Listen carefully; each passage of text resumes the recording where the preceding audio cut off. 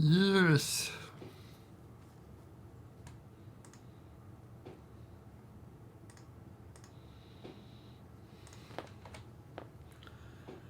Well, guys, the time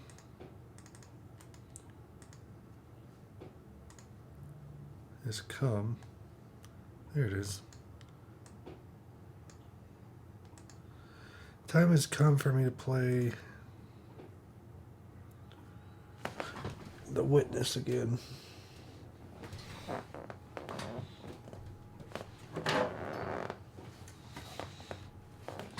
This freaking webcam, I swear.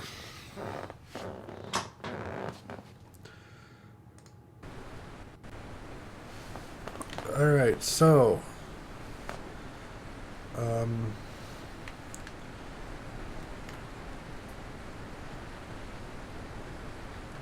okay, the thing lagged for a second, that was weird.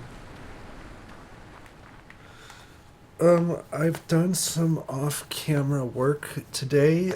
I just played for a little while because I had some free time, and I just hunted obelisk icons. Made some minor discoveries. I shot the laser that was needed to unlock the thing up there. I shot that laser into the gray cloud and it turned white. And it let me do a puzzle that you can see from over here. Right here. Oops, let's line it up. Let me do this. It's not quite fitting right now. But yeah, I have 84. And if you see that it says plus 84 plus 1, that means I've completed an obelisk. And I want to show you this thing because it looks awesome. When you complete an obelisk, something happens to it. And it is extremely satisfying. Let me show you this obelisk down here, just kind of show you my progress. I'm chipping away at these pretty heavily. So we got all those except for that one. That one I'll actually get to later. That one's special. I don't know where those are. Got a lot in the town. So that one's coming along nice. Now let me show you. The desert obelisk is the one that I completed, and it's over here. Did I do the windmill on stream? I think I did.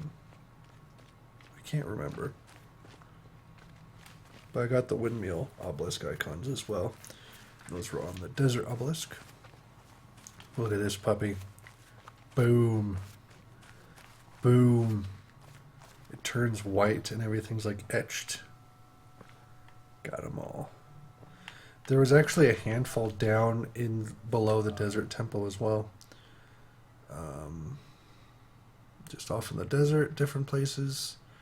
That was over at the house thing over there. That's the windmill, and that I don't even remember what it is, but it's finished and it's not humming anymore, which is really interesting.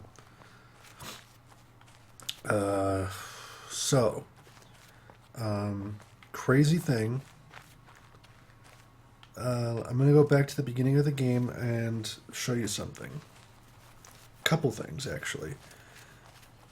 And I was looking up obelisk icons just because I wanted to double check a couple different things, and I stumbled across stuff that I probably shouldn't have. So I'm going to keep it low key. I didn't get anything really spoiled that I didn't already know. Except for the fact that you can do this a certain way to where this comes back on, and when it glows you can line the sun up with it and do a puzzle that ends here. But I saw something, this was on IGN, that says that if you do this it will change the exit of the game unless you reset the game. And I don't know what that meant, but I'm like, I'm not going to do that right now. So this made me wonder if It's also considered, I think, a secret ending, because on the video it said, like, you can access the witness's secret ending 1 minute into the game. And that made me think of something else.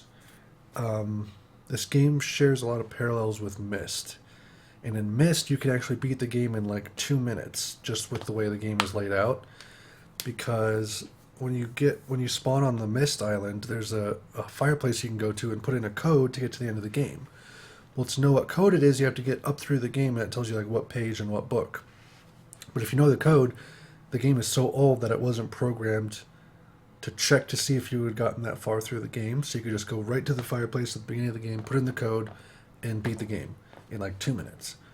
And I almost wonder if this is like an homage to that. Maybe? I don't know. There was a puzzle right there. That daddy-o. And check this out. This freaking pillar was a puzzle. And I guarantee no one noticed it the first time they played. No one knew this was a puzzle. It was staring at us right in the face. And turning it on activated this floor puzzle, which was used to do this. You had to kind of follow it through over there. I don't know what this does. Maybe that's the only purpose it serves. But there's a maze here now. Also, the freaking tunnel we came in freaking has one. See? It's crazy. It was laid out right in front of you from the get-go, and you just never saw it. And that's what I think is just absolutely awesome about this game, is that once you reach a certain level of understanding how the game works, you see it everywhere, even when you first started playing the game. It's brilliant, actually. Bloody brilliant. But what I'm going to try to do this stream, I'm going to try to make this my last stream, maybe, is beat the game with the true ending. I got the false ending, I think, when I just did the minimum 7 unlock and went through to the elevator. That's definitely not the true ending. I think the true ending will happen once I beat the challenge room. The challenge room is past that pillar I stopped at last stream. Once I do that, I can get into the main challenge room where it's timed. And who knows how long that'll take, but I think after that it'll give us a proper way to end the game. So I just need to get up to... Where am I going? I need to get up to the mountain. Sorry for the walking around and backtracking, but I just wanted to share what I discovered and sort of where I've landed and all the work I had done. A lot of interesting things in this game. I'm loving it more and more as I play it.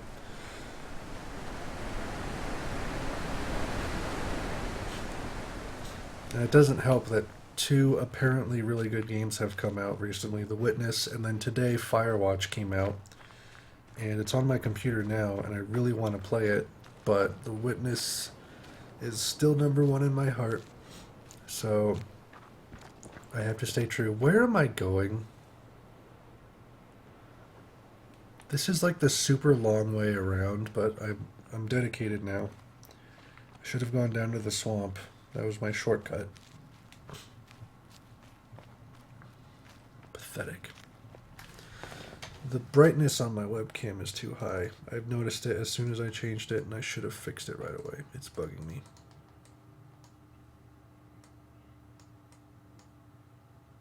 Brightness down. Gain up.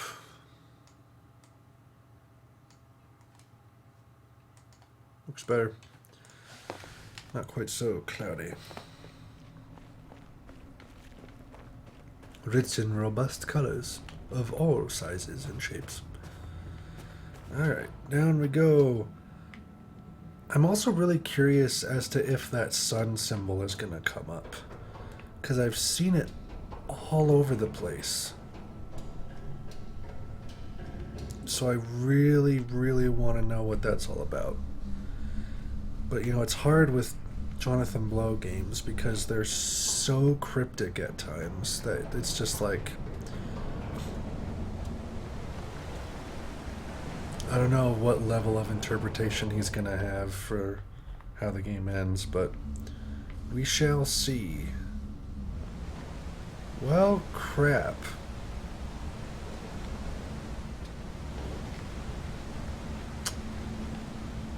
Well, this is awkward.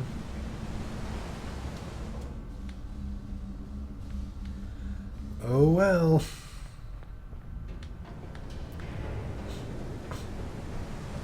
We gotta go around back down to the swamp. What are you doing in my swamp?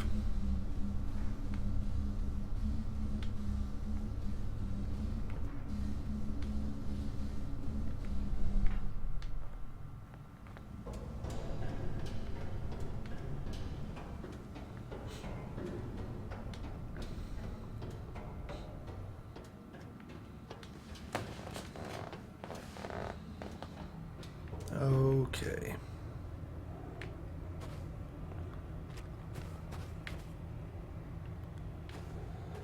Is this like a metaphor for like all the people playing the game who are just like, how do I get into the mountain? I don't know. I've been picking away at this thing forever and I just don't understand it. It seems like the obvious thing.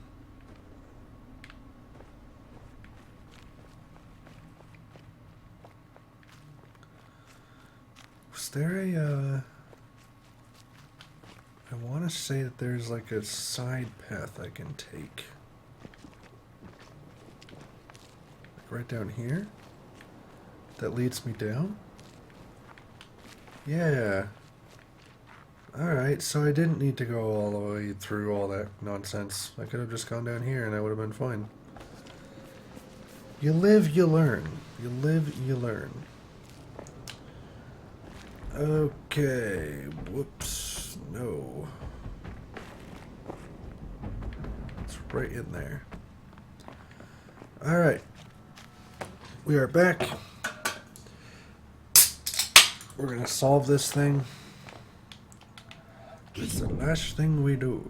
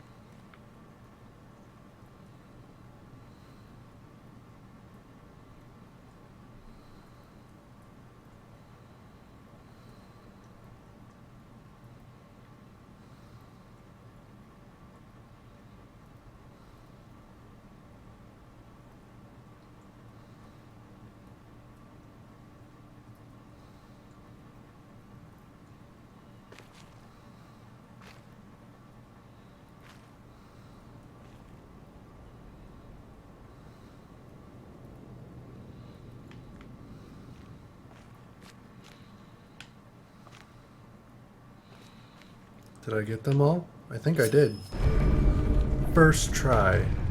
First try. I hate those puzzles. Alright, what do we got?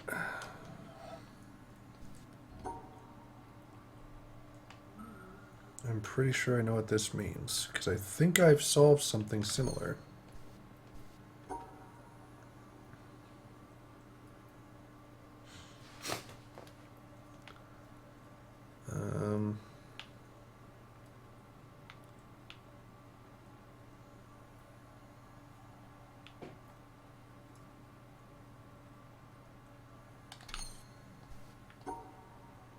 Okay.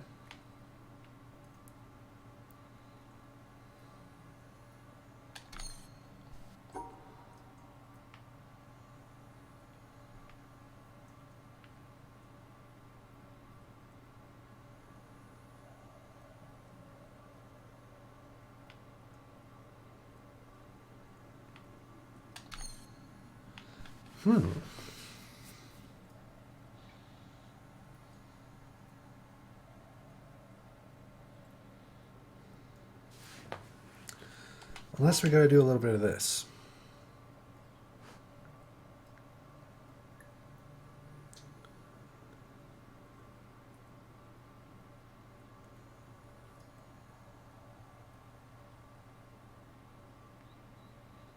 We can't, because of this.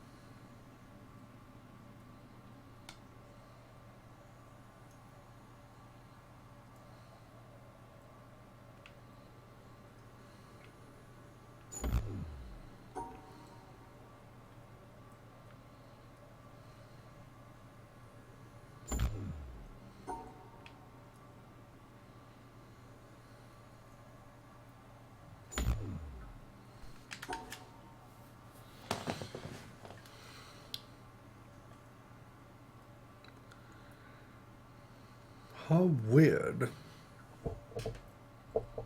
this puzzle is. Unless we can do...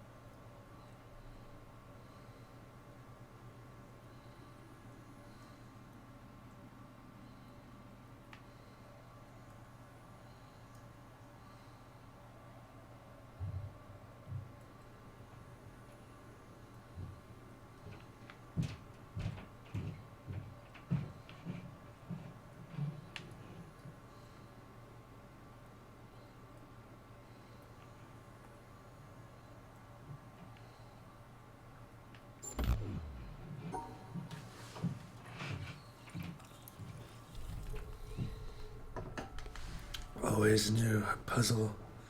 Always something new to hurdle.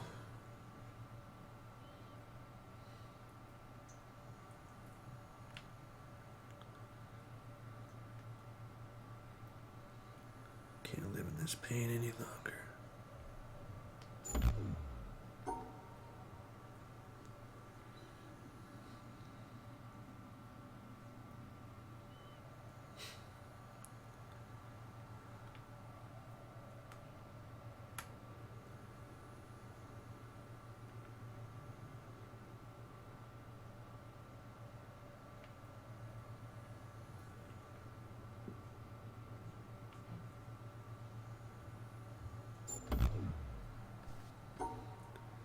Close but no cigar.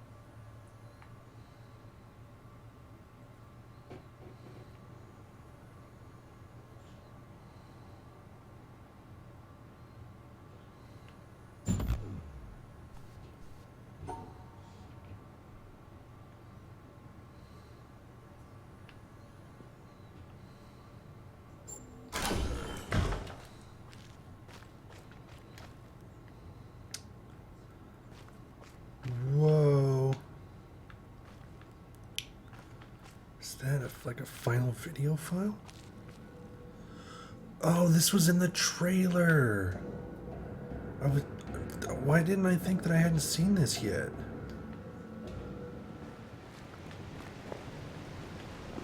Oh my gosh. Oh my gosh. Oh my gosh. I can't. It just keeps going. It just keeps going. Oh my gosh. It doesn't end.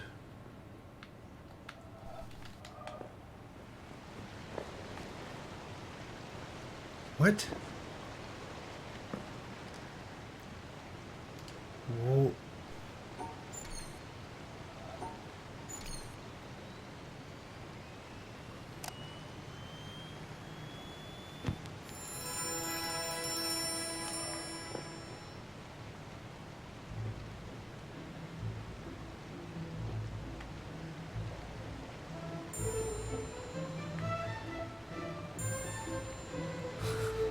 I guarantee you I have until the time runs out on that thing.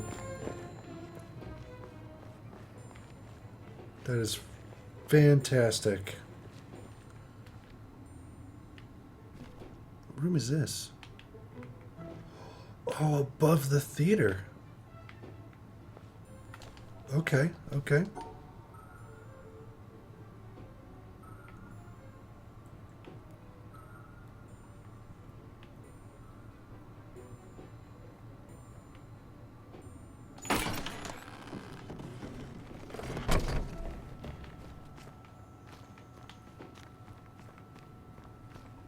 Wow, okay, and then we're above the walkway.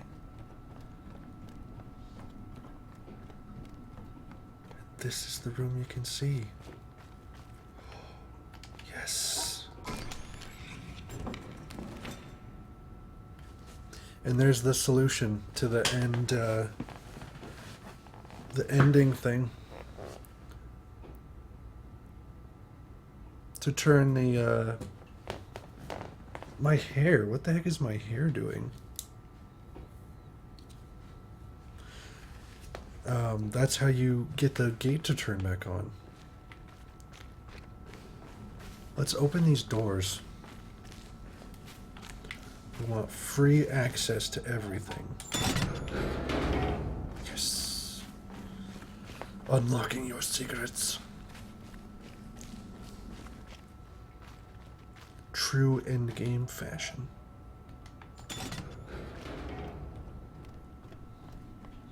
I was hoping that'd be like another little video clip, but it's not. It's just that end game thing. Cool, cool, cool. Okay, I didn't go up. Where's this lead? Record is still playing. Oh, I know this place. Oh my gosh, okay.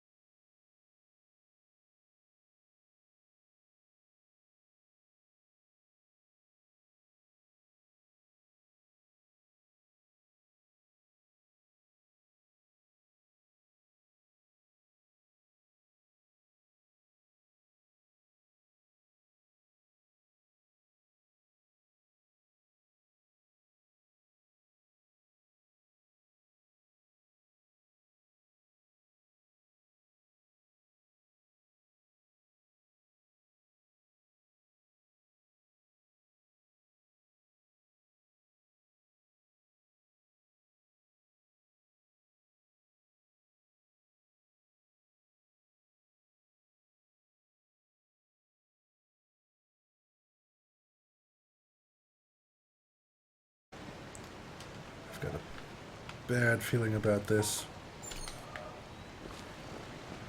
Let's rock. Round 1.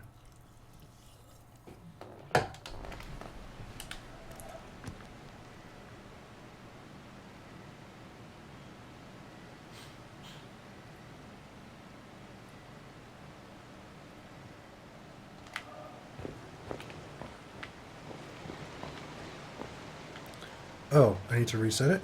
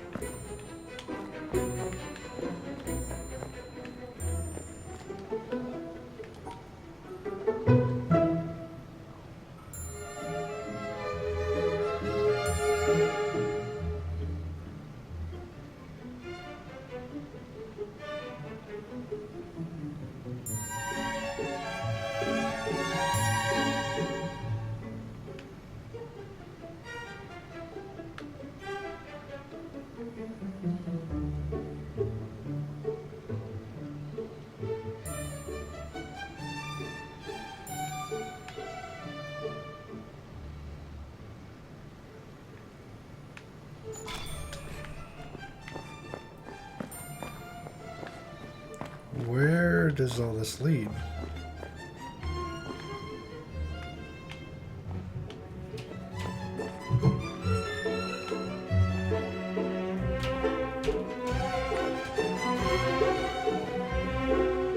Those are still not on.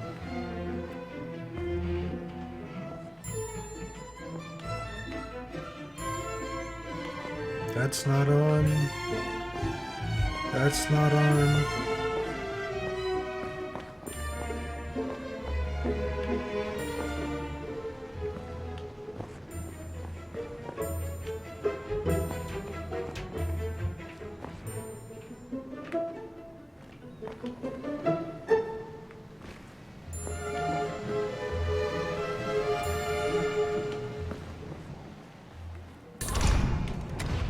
What?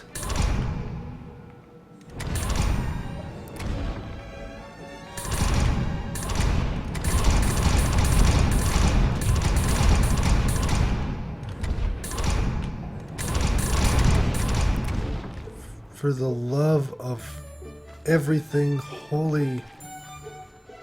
No. I gotta do it again. Why did I come through here?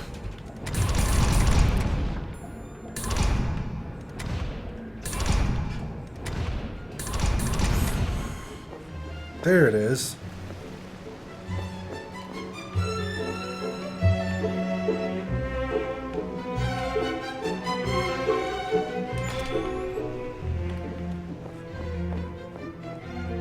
It's gotta be this one.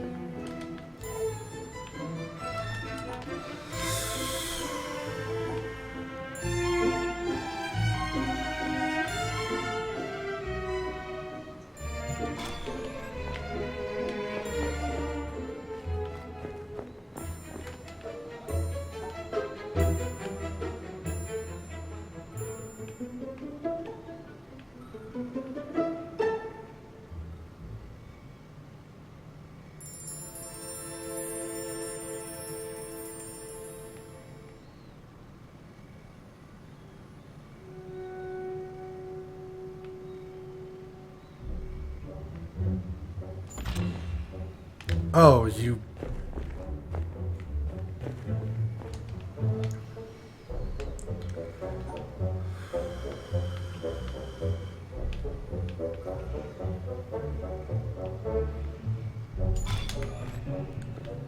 Hall of the Mountain King. Will I have to do this all over if I fail?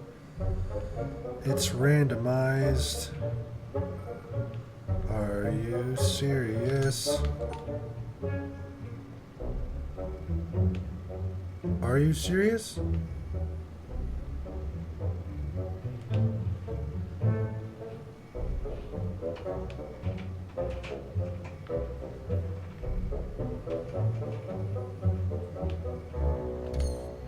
Are you serious?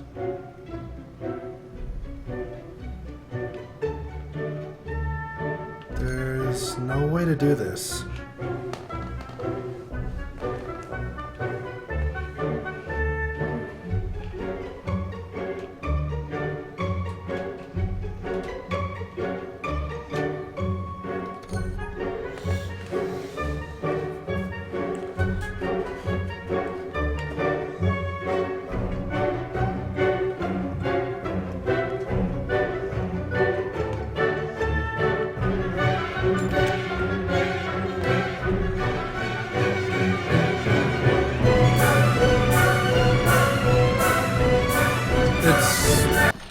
So loud. I'm gonna turn it down a little bit, at least for your guys' sake. Whoa, pausing it makes it just reset?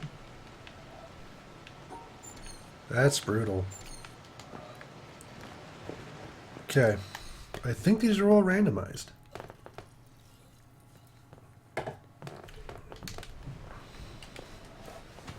This is pretty cool though. I like it. It's not as crazy as I thought it was going to be, but I thought it was just going to be like not moving. What let's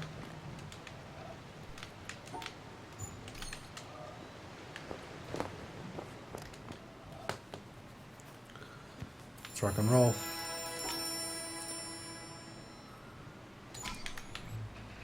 So far they look similar.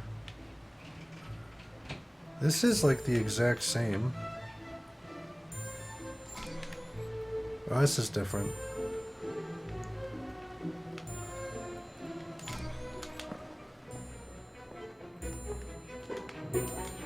This is different. Come on.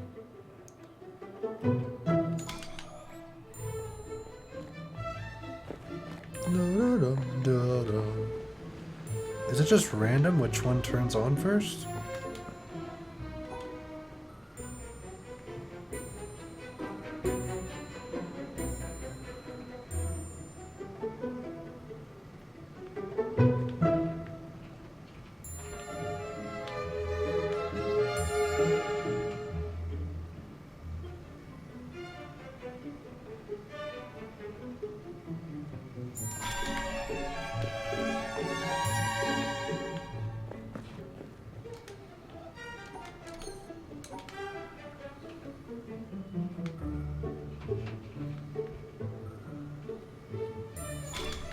This first song is much more pleasant than the other one is. I'll just say that right now. No, no, no, no.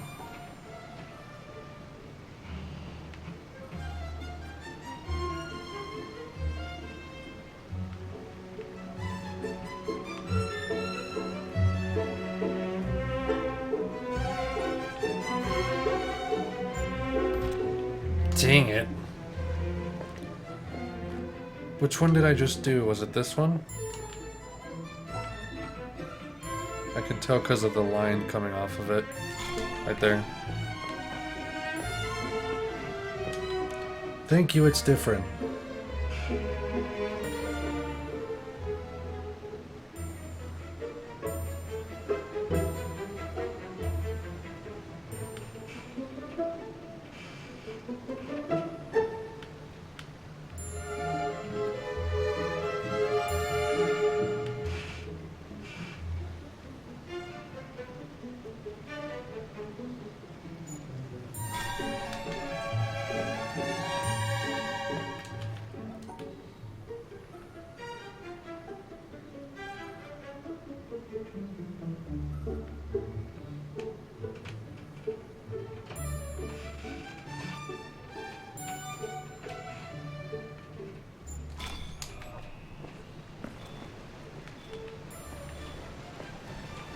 Oh, for the love of all that is holy.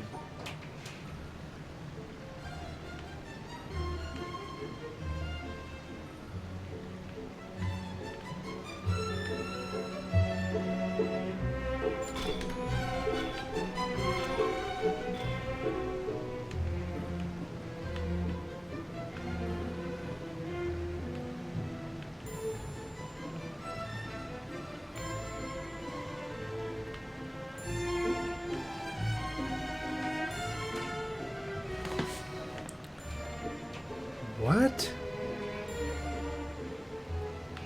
How is that a thing?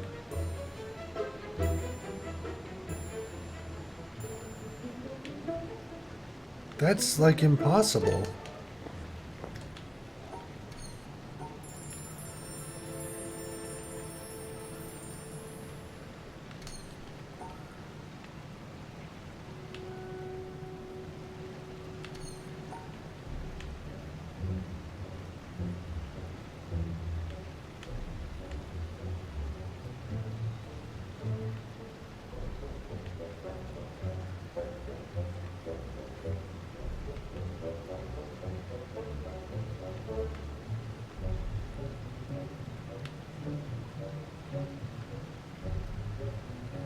Well, this isn't good.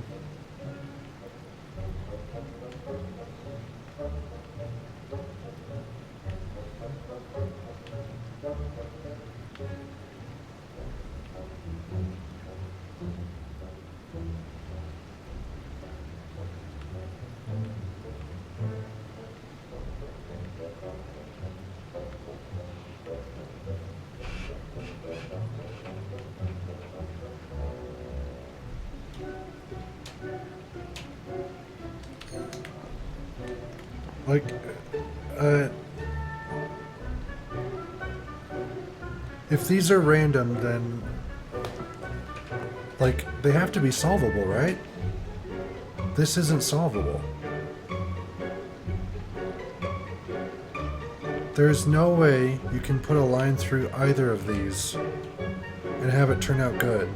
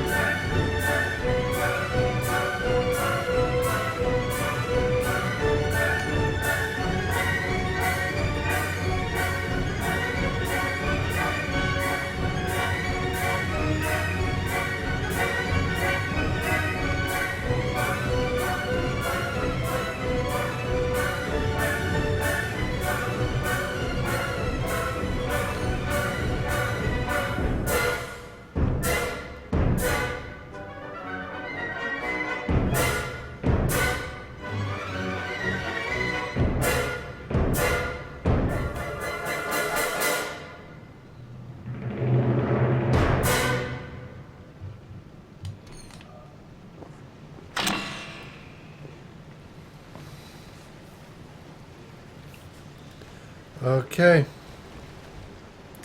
What do I have? I have like 4 or 5 minutes, I think. Man, that's a perfect song to play. That's amazing. Alright, let's rock. No time to waste.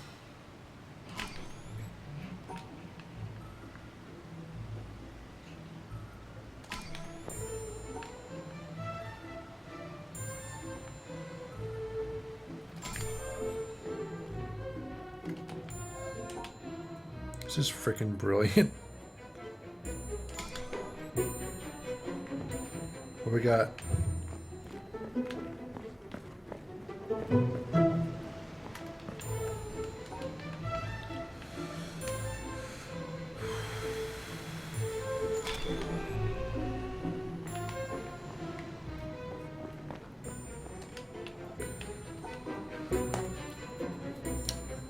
I want to test something.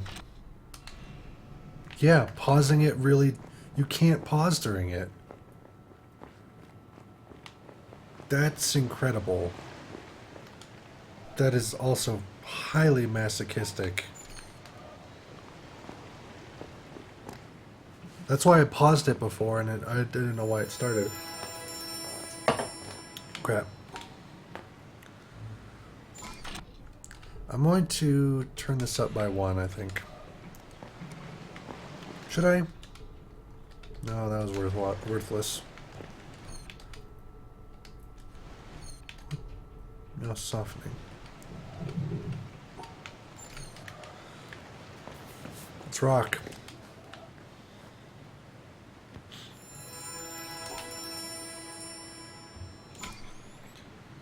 Not a second to waste.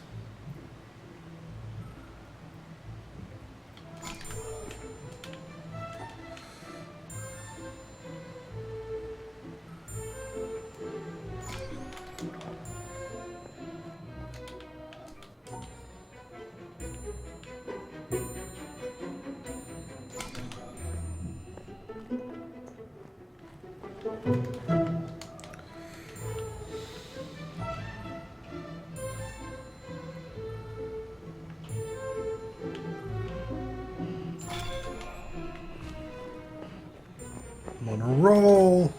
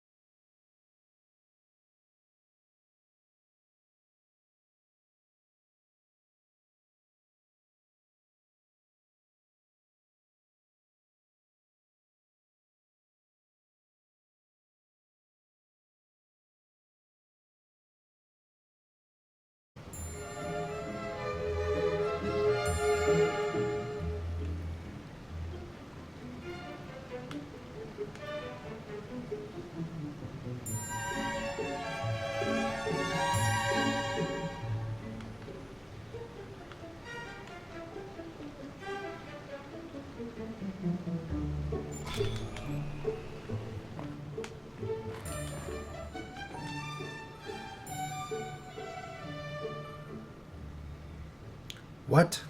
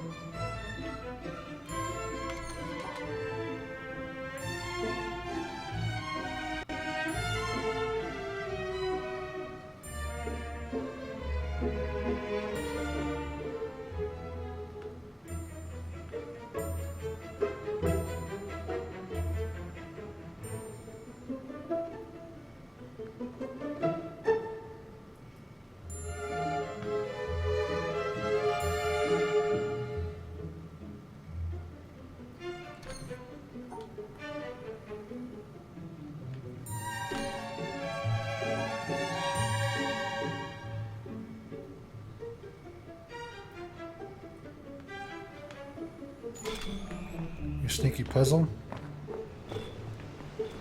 Okay. Let's rock and roll.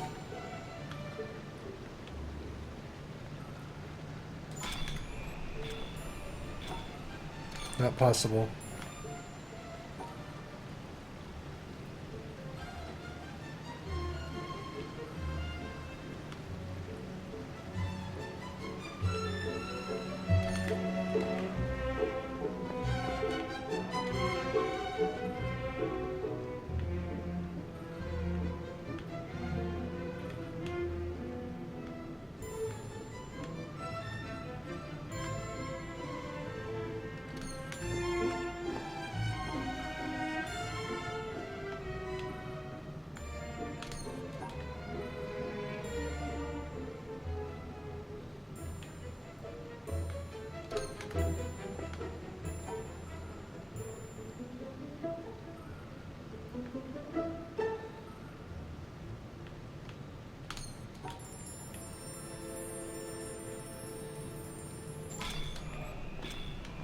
Okay, I think that's all I need.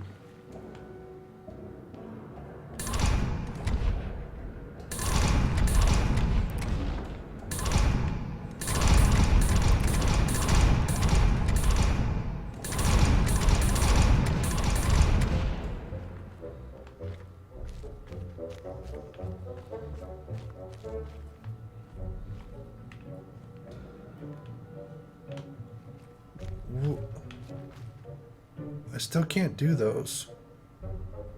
And they're shuffling all the time.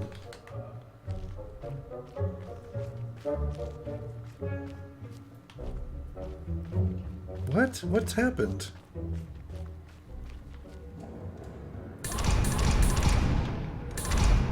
I'm kind of confused.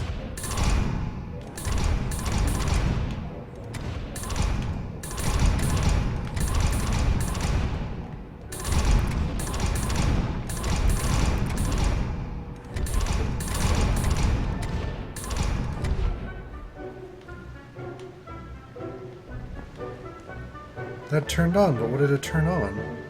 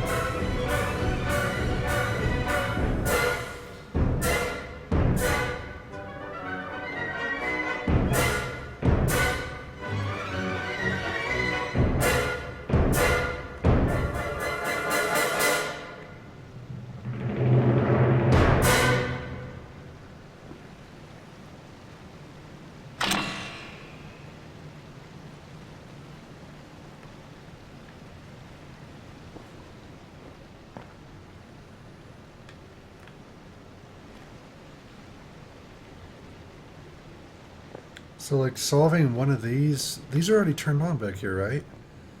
And then I get this cable going, but where does it lead?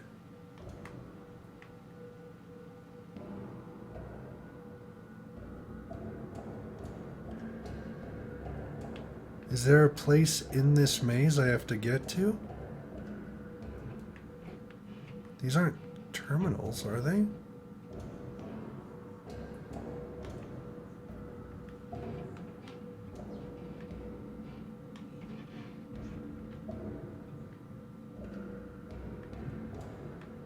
Those aren't really indicators.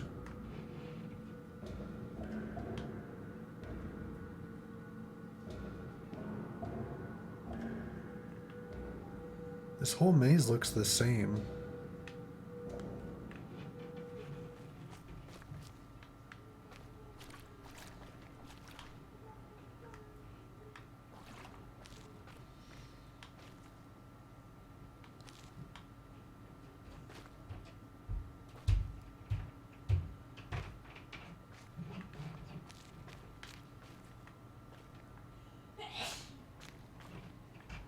I didn't really see the cable in here.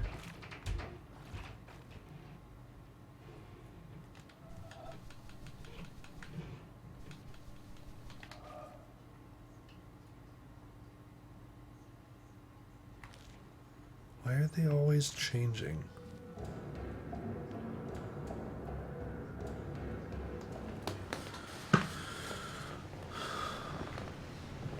They're always on. And the same ones. But I can't do them.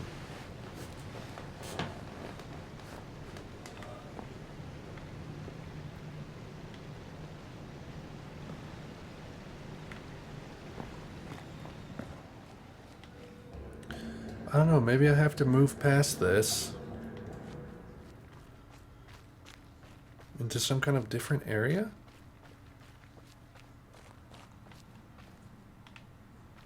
Couldn't be, though.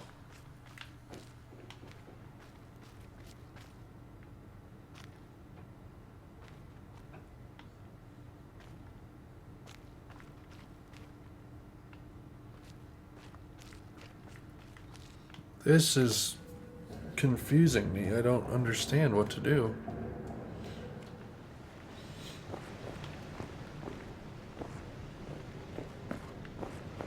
Also, where did all those extra, like, exits go? Did I walk past them? Where were they?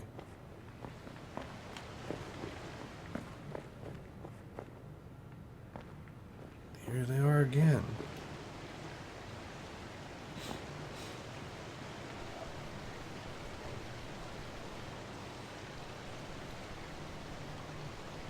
That's not even possible.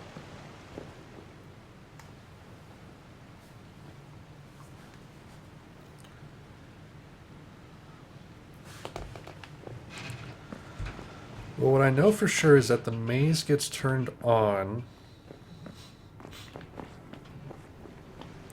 And I have to try to make my way through it while the music is running. So let's say I can make it through the maze back to here. I make it back here. There's nothing in this room that helps me. Where did those extra passages go?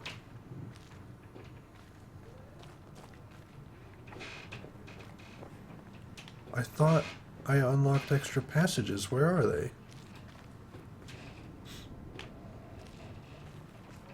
I went in here, right? Okay, bam. There's no, like, doors in here I'm missing.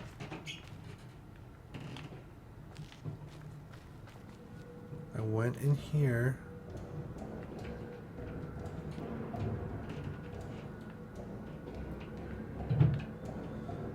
Not missing anything here.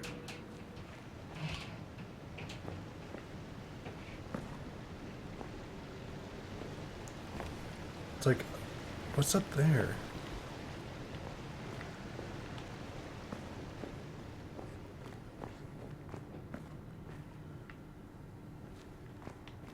seriously, where did those passages go? I was in them a little bit ago.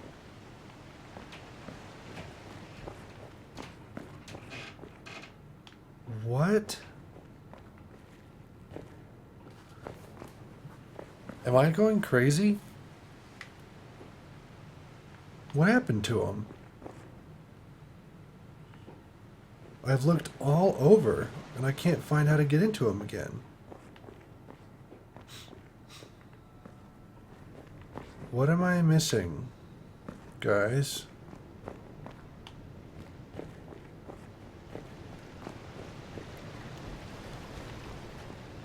Where's the entrance to them?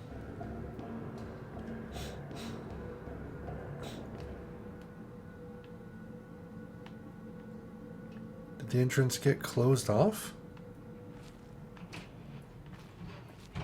Did it get caved in?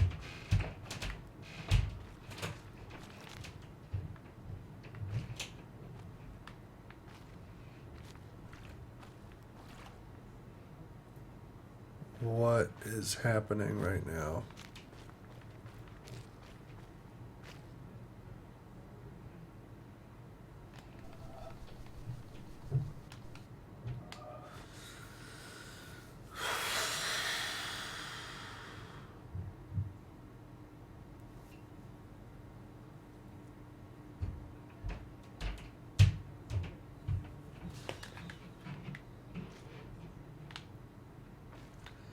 I don't know. I don't know if I should run through this again if I don't know where I'm going, or even what happened to those passages I got to a little bit ago. What happened to them?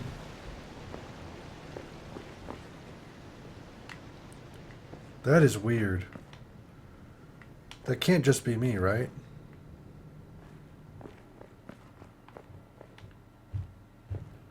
What?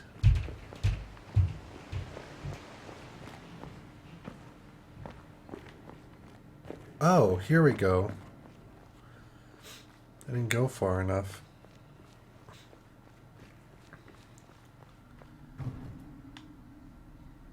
I should just make sure that I'm not... Okay, so that goes to there.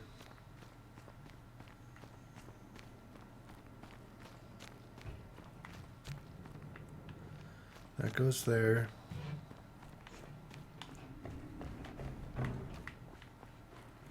Do I need to do that last obelisk puzzle to solve this? It can't be. But as of right now, this seems unsolvable. Should I go do that?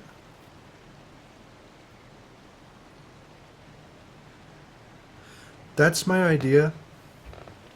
That seems really drastic, but I want to double check to make sure that this won't screw me over or anything. Sorry for all the walking above. Okay, Caves the Witness. Holy crap, what are you guys doing up there?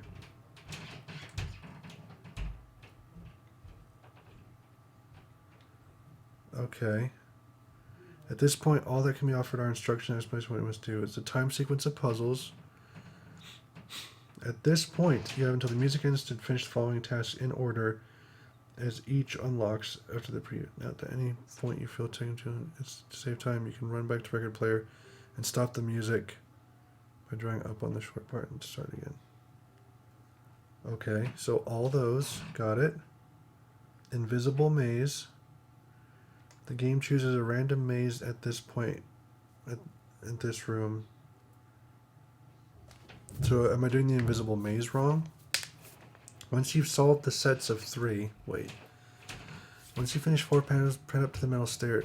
You'll be presented with 2 sets of 3 colored dot puzzles. All black, white, same white, all 3 color. You only need to solve 1 per set. Okay. Some seem impossible. Not tested, but very likely. And it's not important to get up here. Once you've solved the sets of 3, so 1 of each, probably one of the hardest parts is next. Okay. You head right into a room full of columns with screens on every side. Upon moving around, you'll discover that wall jumps up to block from certain. The game chooses a random maze that this room represents by putting up the walls where there are broken segments. Your objective in this room is to find one screen lit up with a triangle puzzle. Solve it, then find a second and do the same. Once you find and solve both, you need to navigate to the other exit that leads to the vault you walked past in the beginning. Here you find 2 column puzzles lit up.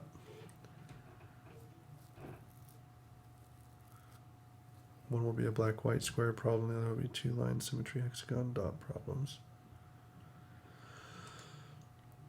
Oh my gosh. Okay. I am going to kill myself. This seems ridiculously hard. So I was just trying to get through the maze and blast through it when I didn't realize that there were 2 freaking screens in there with puzzles in them. And then there's 2 more column puzzles in that last room. Game face, guys. Here we go. Whoops.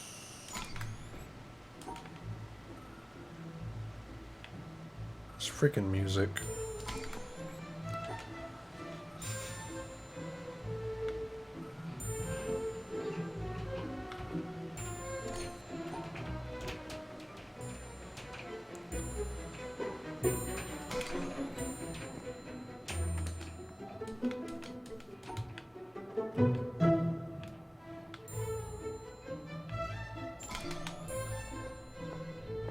What we got? Quit lagging.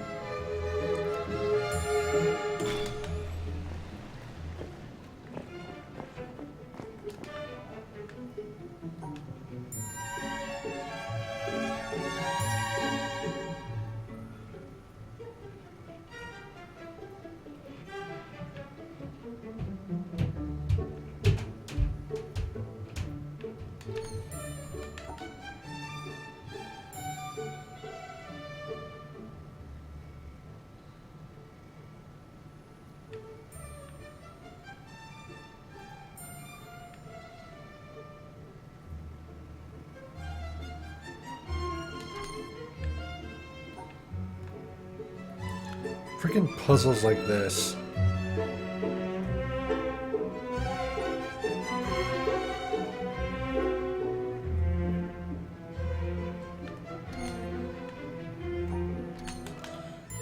Wasted too much time.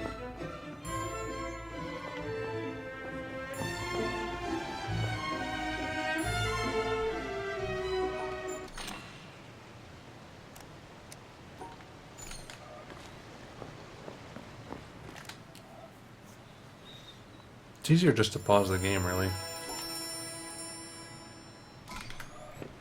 Dang it, come on.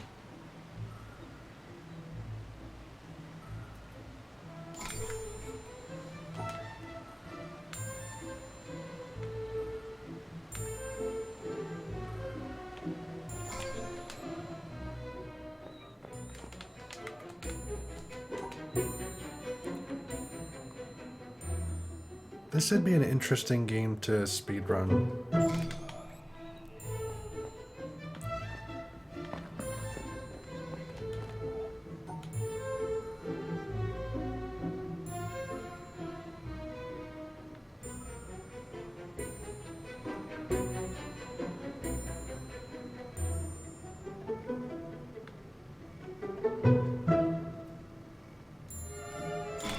Good.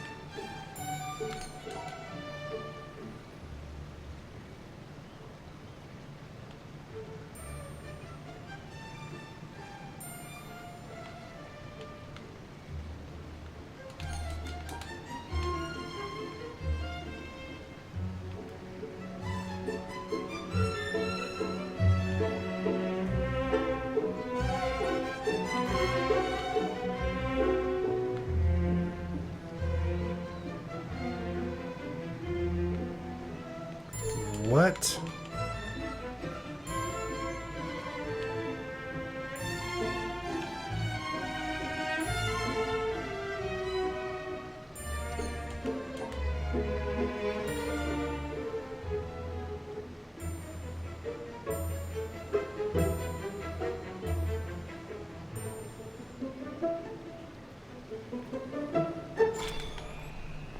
Took way too long.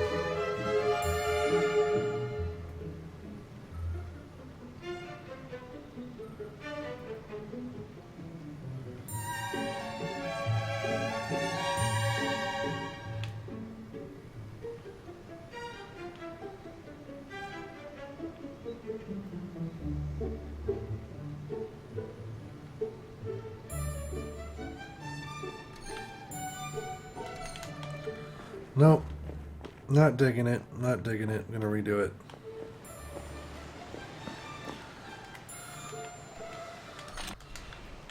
That's way easier. Alright, let's rock. Ta-da!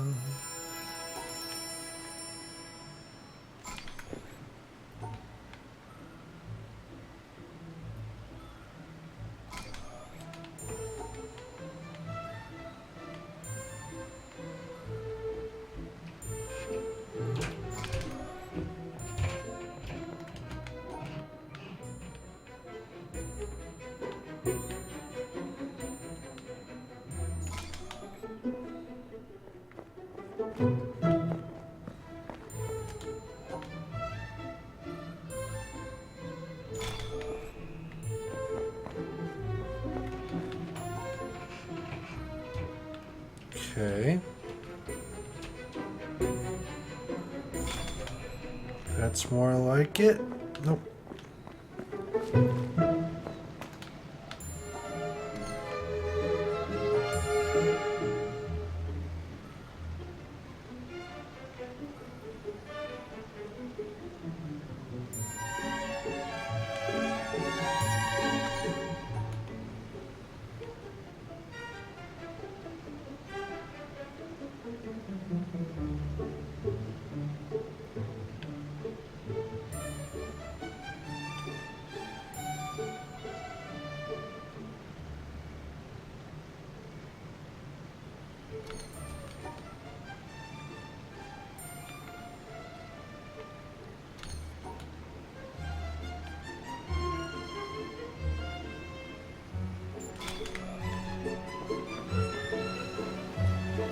No?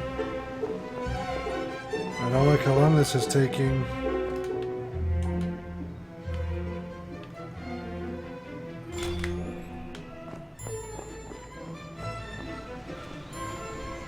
Okay, one from each.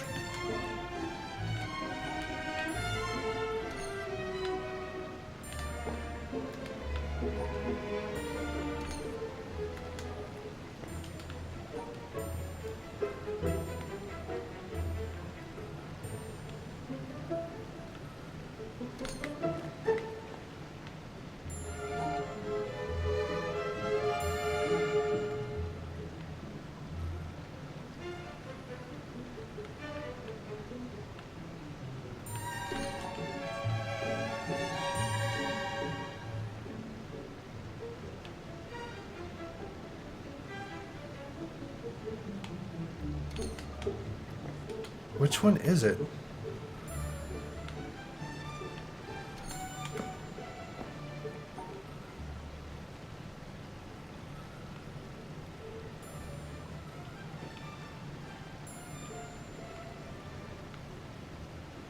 I don't see how it could be that one.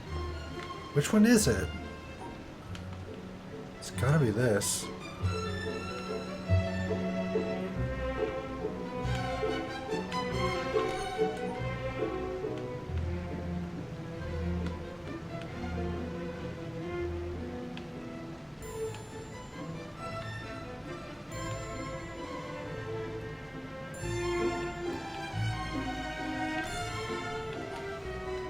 No, no dice.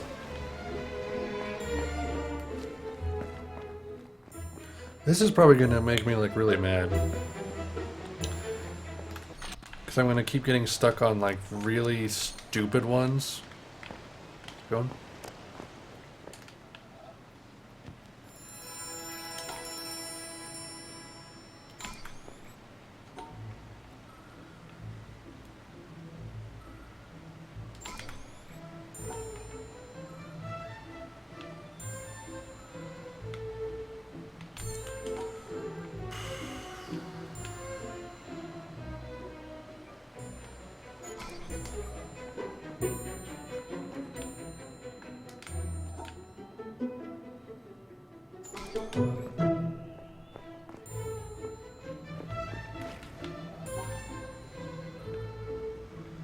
For instance, these ones are tripping me up way more than they should.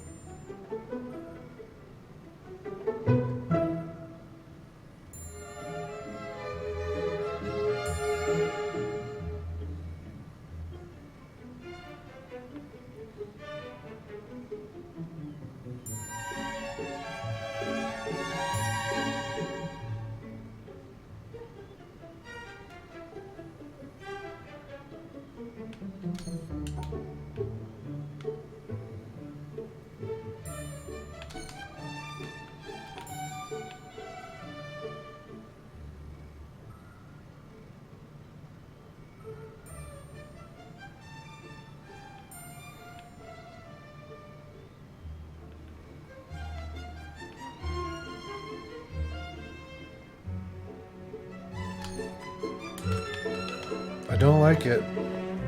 Why is that one like tripping me up really bad all of a sudden?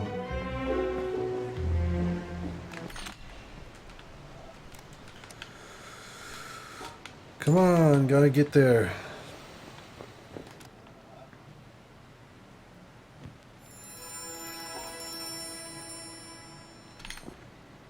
That's cool.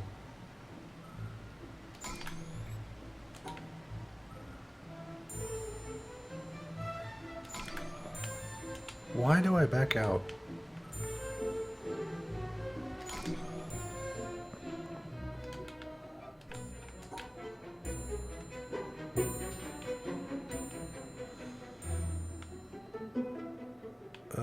Yes.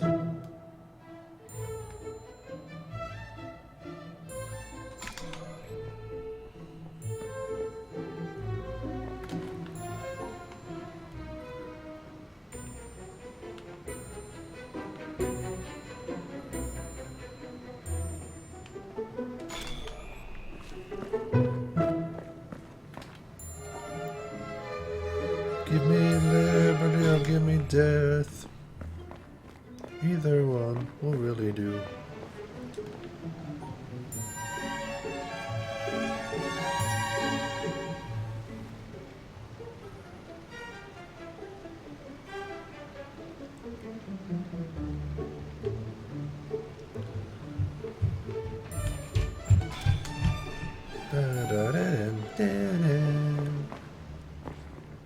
Alright, freaking throw me a bone here. Or, you know, don't. Either one, really.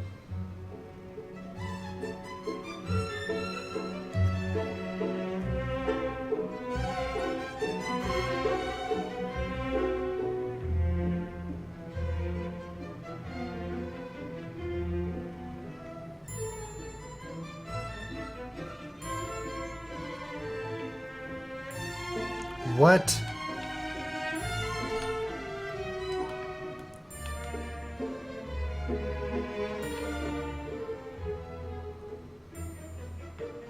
Okay.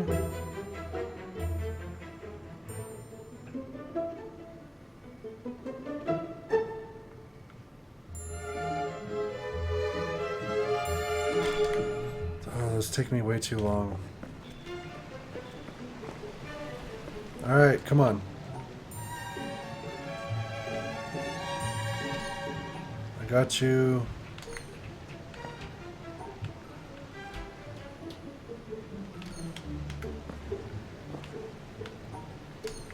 It's gotta be this.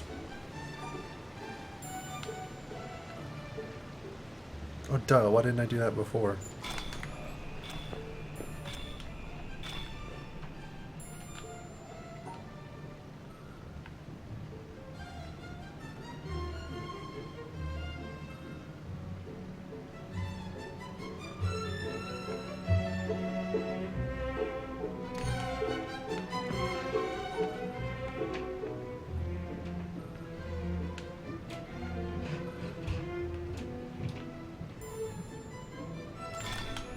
Okay, let's rock.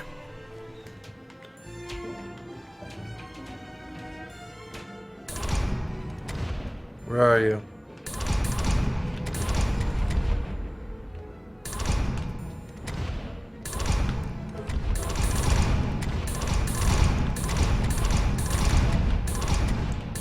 What? What? You're in here somewhere. There you are.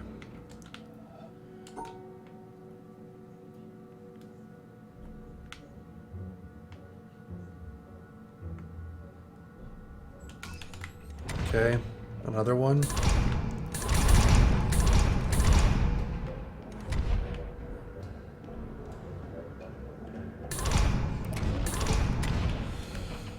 I can't stop to itch.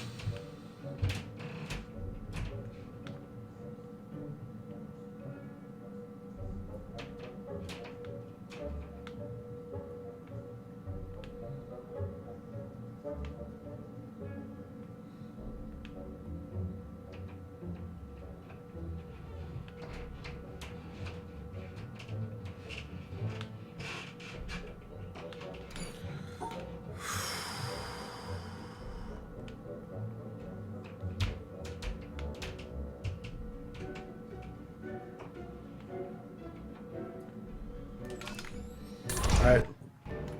What? Let's get out of here. Here we go. Alright,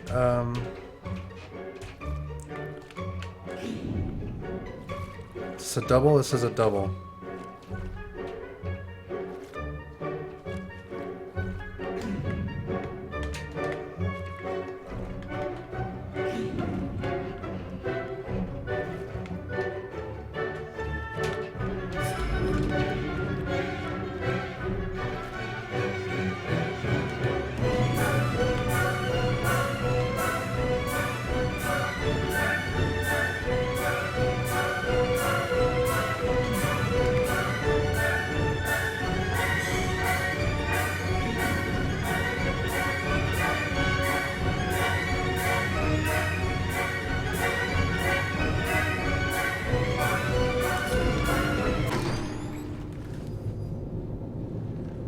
Holy crap.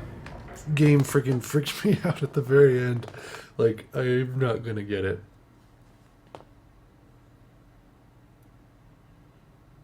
What?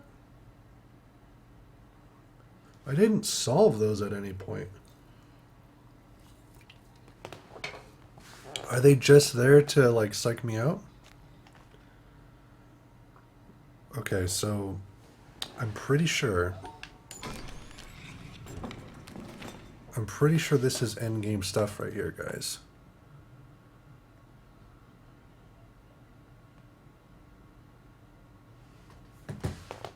Okay. Let's see what this says. I think that's the hardest part done, really.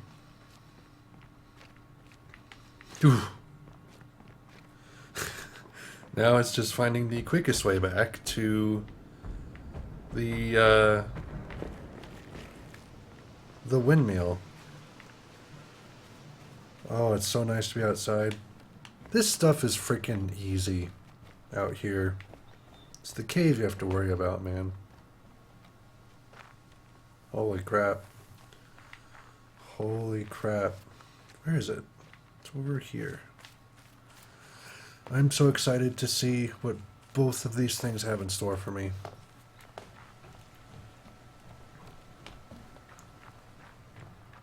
Imagine if you were just messing around with the messing around with the windmill thing and you accidentally come across, you accidentally come across, you can't even see it, you come across that final video clip player and you play it. But what are the odds of that? I need to update this stream. I am 230 hours in. That's right. That's right. Supposedly there's over 100 hours of content. Is that right? I don't know if that's right.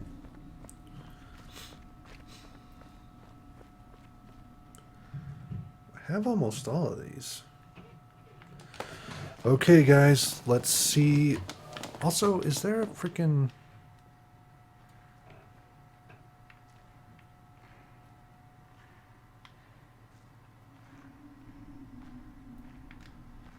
There's a freaking thing here, but I don't know how to complete it. Anyway. Alright, let's put this final code in. It's really long. It goes almost all the way around the board. So I'm really curious about this one.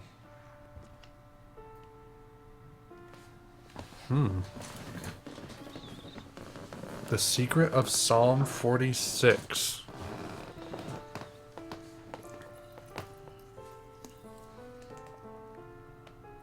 What is this?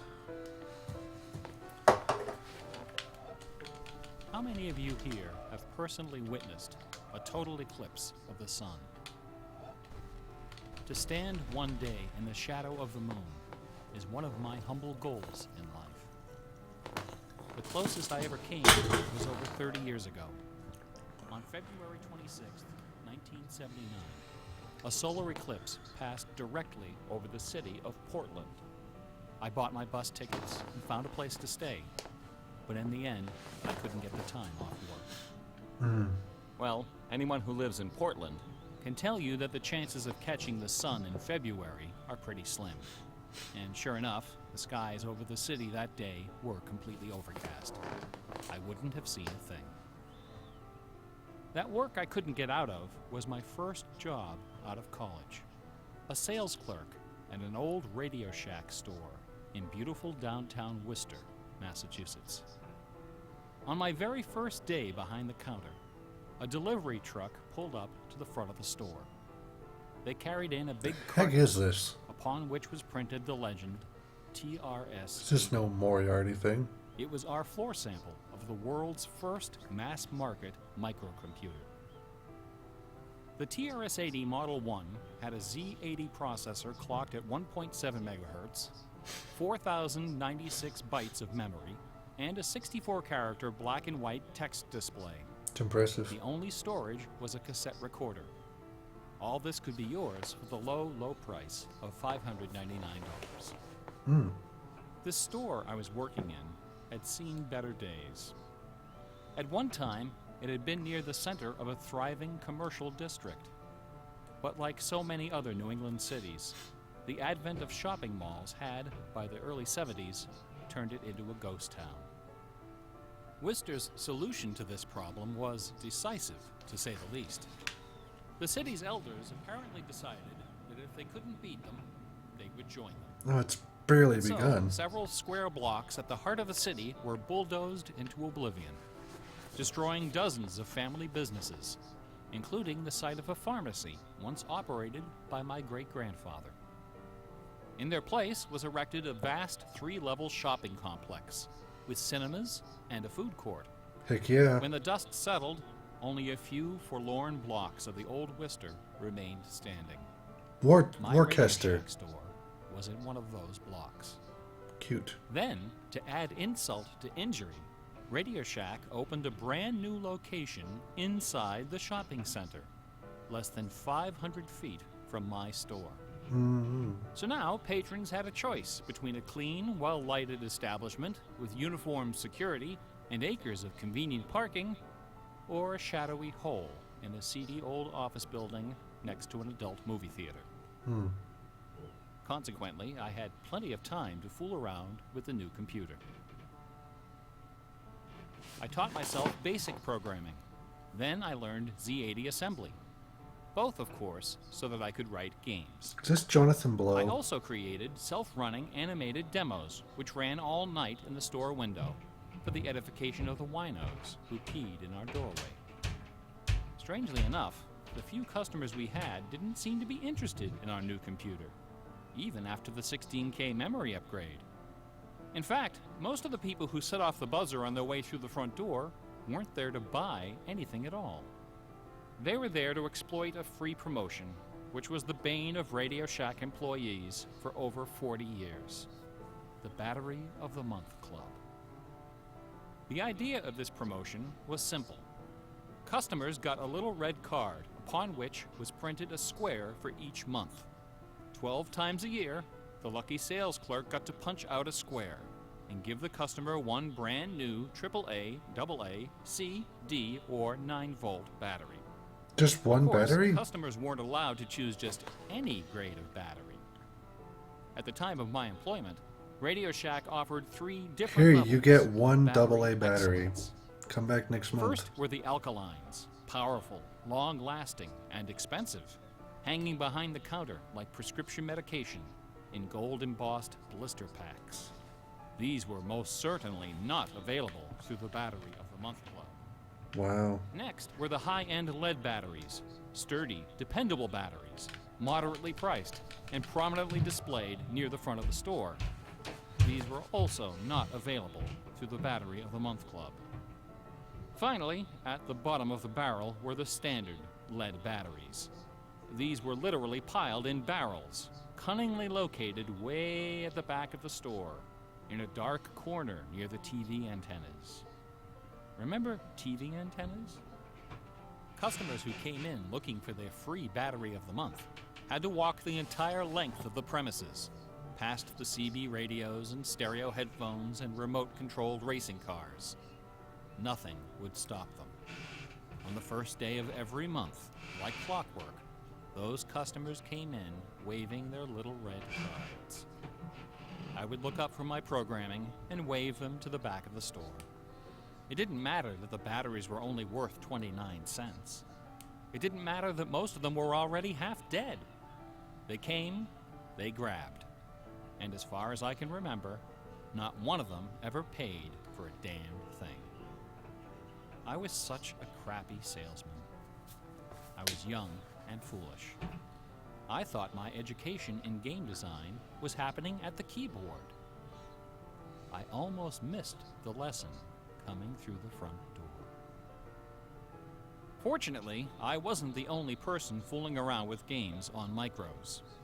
All over the country, people like me were experimenting. Scott Adams was coding what would soon become the world's first commercial adventure game.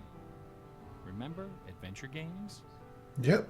My future employer, Infocom, was being founded, along with other legendary companies like Online I Systems, don't know if Jonathan Blow ever worked for Sirius, Infocom. Personal Software, and SSI.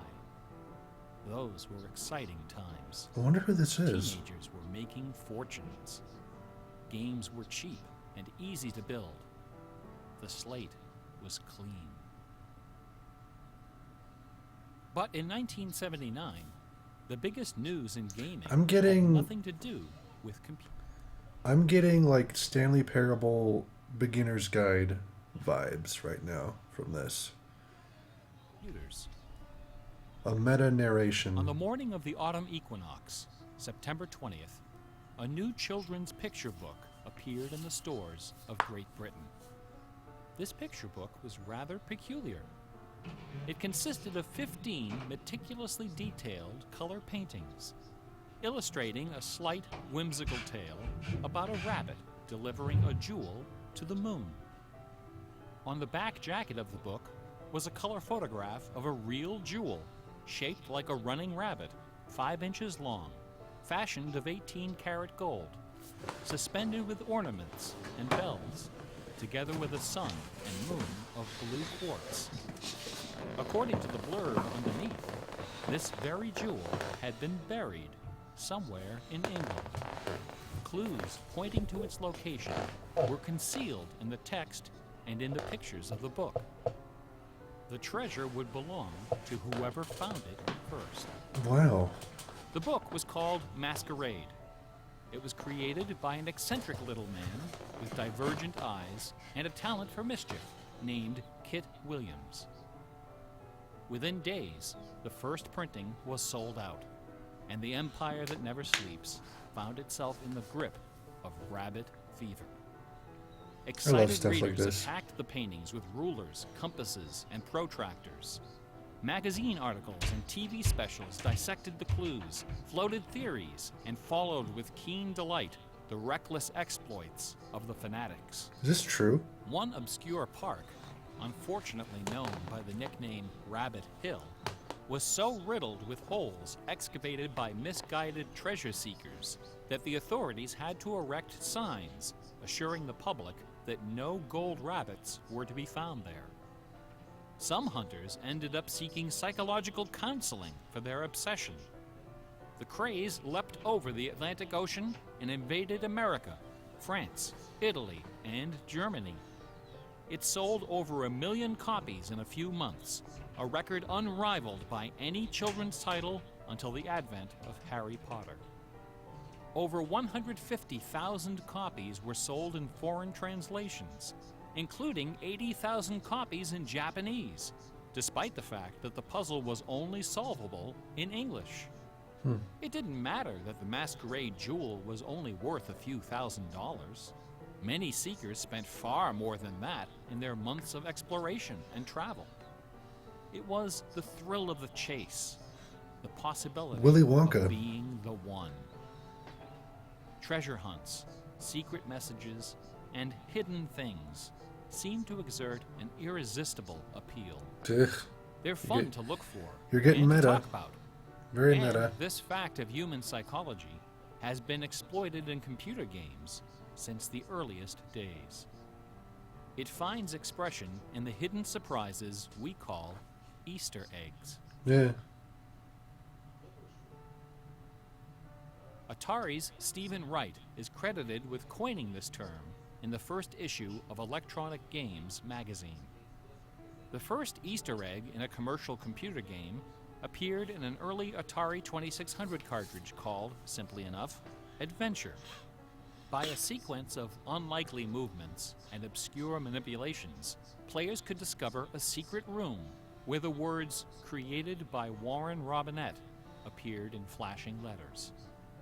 Over the decades, Easter eggs and their evil twin, cheat codes, have become an industry within an industry. Entire magazines and websites are now devoted to their carefully orchestrated discovery and dissemination. They're part of our toolkit, our basic vocabulary, the language of computer game design.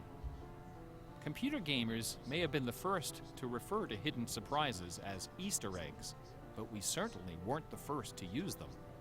Painters, composers, and artists of every discipline have been hiding stuff in their works for centuries. The recent advent of VCRs and Laserdisc players with freeze-frame capability exposed decades of secret Disney erotica. Thomas Kincaid, the self-appointed painter of light, amuses himself by hiding the letter N in his works. A number beside his signature indicates how many N's are hidden in each painting. Really? Picasso, Dali, Raphael, Poussin, and dozens of other painters concealed all kinds of stuff in their paintings. A favorite trick was hiding portraits of themselves, their families, friends, and fellow artists in crowd scenes.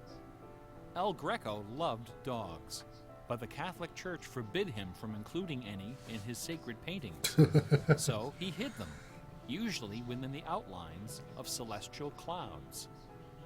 Composer Dmitri Shostakovich chafed under the political censorship imposed by the Soviet Ministry of Culture. His symphonies and chamber works are loaded with hidden signatures and subversive subtexts, which, had they been recognized, would have sent him to Siberia. Mozart's opera, The Magic Flute, is filled with musical allusions to the rituals of the Freemasons, the ancient secret society of which he and his mentor Haydn were members. But the most famous purveyor of Easter eggs is that champion of the late Baroque, the ultimate musical nerd, Johann Sebastian Bach. Bach was a student of gematria, the art of assigning numeric values to letters of the alphabet. A equals 1, B equals 2, C equals 3, etc. By comparing, sequencing, or otherwise manipulating these numbers, secret messages can be concealed. Bach took particular delight in the geometrical numbers 14 and 41. 14 is the sum of the initials of his last name. B equals 2, A equals 1, C equals 3, and H equals 8. 41 is the sum of his expanded initials, J.S. Bach. These two numbers show up over and over again in Bach's compositions. Wow. I One did of not the know that. better-known examples is his setting of the chorale Vor deinem Thron. The first line of the melody contains exactly 14 notes, and the entire melody, from start to finish, contains 41. Another of Bach's favorite games was the puzzle canon. A canon is a melody that sounds good when you play it on top of itself, a little bit out of sync. Frere Jacques and Row, Row, Row Your Boat are familiar examples of simple, two-voice canons. But a canon can employ any number of voices, and you don't have to play each voice the same way either. You can change the octave, transpose the key, invert the pitch, play it backwards, or any combination. Finding melodies that make good multi-voice canons is a fussy and difficult art, Yep. of which Bach was an undisputed master. Yep. Now, in a puzzle canon, the composer specifies the basic melody and the number of voices, but not the relationship of the voices. The student has to figure out the position and key of each voice, and whether to perform them inverted and/or backwards. Bach wrote quite a number of puzzle canons. The most famous, BWV 1076, is part of a fascinating story. One of Bach's students was a fellow by the name of Lorenz Misler, founder of the Society of Musical Science. This elite, invitation-only institution devoted itself to the study of Pythagorean philosophy and the union of music and mathematics. Its distinguished membership reads like a who's who of German composers, including Handel, Telemann, and eventually Mozart. Applicants for membership in the society were required to submit an oil portrait of themselves, along with a specimen of original music. With nerdly efficiency, Society member number 14 decided to combine these admission requirements into a single work. He sat for a portrait with Elias Haussmann, official artist at the court of Dresden. This portrait, which now hangs in the gallery of the town hall in Leipzig, is the only indisputably authentic image of Bach in existence. The Haussmann portrait shows Bach dressed in a formal coat with exactly 14 buttons. In his hand is a sheet of music paper, upon which is written a puzzle canon for 6 simultaneous voices. Holy In crap. 1974, a manuscript was discovered which proved that this canon was the 13th in a series of exactly 14 canons based on the ground theme of Oh my the famous gosh. Goldberg variations. Wow. As if these musical gymnastics weren't enough, Bach liked to hide messages in his compositions by assigning notes to the letters. His initials, B-A-C-H, correspond to the pitch sequence B flat, A, C, and B natural in German letter notation. This theme makes its most memorable appearance in the last bars of his final composition, The Art of Fugue, published soon after his death in 1750. The word fugue comes from the Latin fuga, which means flight, as in running away. So the art of fugue is the art of flight, the art of taking a theme and running with it. Bach wrote hundreds of fugues, but Fugues none are hard. as sublime as this sequence of 14. In the last and most complicated fugue in the series, the first and second sections develop normally. This is followed by the BACH signature, and then suddenly, without any warning or structural justification, the fugue stops, dead in its tracks. One of the composer's 20 children, his son Carl Philipp Emanuel, claimed that Bach died moments after those last few notes were written. Really? This story is probably apocryphal. Probably. The Easter eggs in Bach's music are a pleasant obscurity, known chiefly to professors and students of Baroque music. But in March of 2002, when this lecture was first delivered, those Easter eggs were the talk of the entire classical music industry. Sitting near the top of the classical music charts that month was a compact disc on the ECM label called Morimer.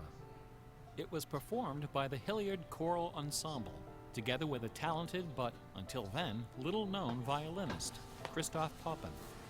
The music on Morimer is based on a geometrical analysis of Bach's Partita in D minor for solo violin. This analysis, by German professor Helga Thom, assigns numeric values to the duration of notes, the number of bars, and the German letter notation of the partita. Jeez. In doing so, she claims to have discovered the complete This must text be like of several 15, 20 liturgical minutes long. ceremonies encoded in the notes. This is The insane. CD presented these hidden texts superimposed over the original music. The result was strangely melancholy, dark, haunting, and very, very popular. Quite a few music critics attacked this disc. They didn't buy Professor Thone's analysis, dismissing it as a combination of numerology and canny marketing. Their caution was not without basis. Numerology is a slippery slope down which many a fine mind has slid to its doom. Allow me to offer an amusing anecdote from my own experience. Who is Back in talking? the early 90s, before the internet took off, one of Has the to more be Jonathan, popular right? online bulletin board systems was a service called Prodigy. I bought an account on Prodigy so I could join a fraternal interest group and gossip with fellow members around the country. One day, a stranger appeared on our bulletin board. Right away, I knew we were in trouble. This fellow, whose name was Gary, began spouting all kinds of apocalyptic nonsense about worldwide conspiracies, secret societies, and devil worship.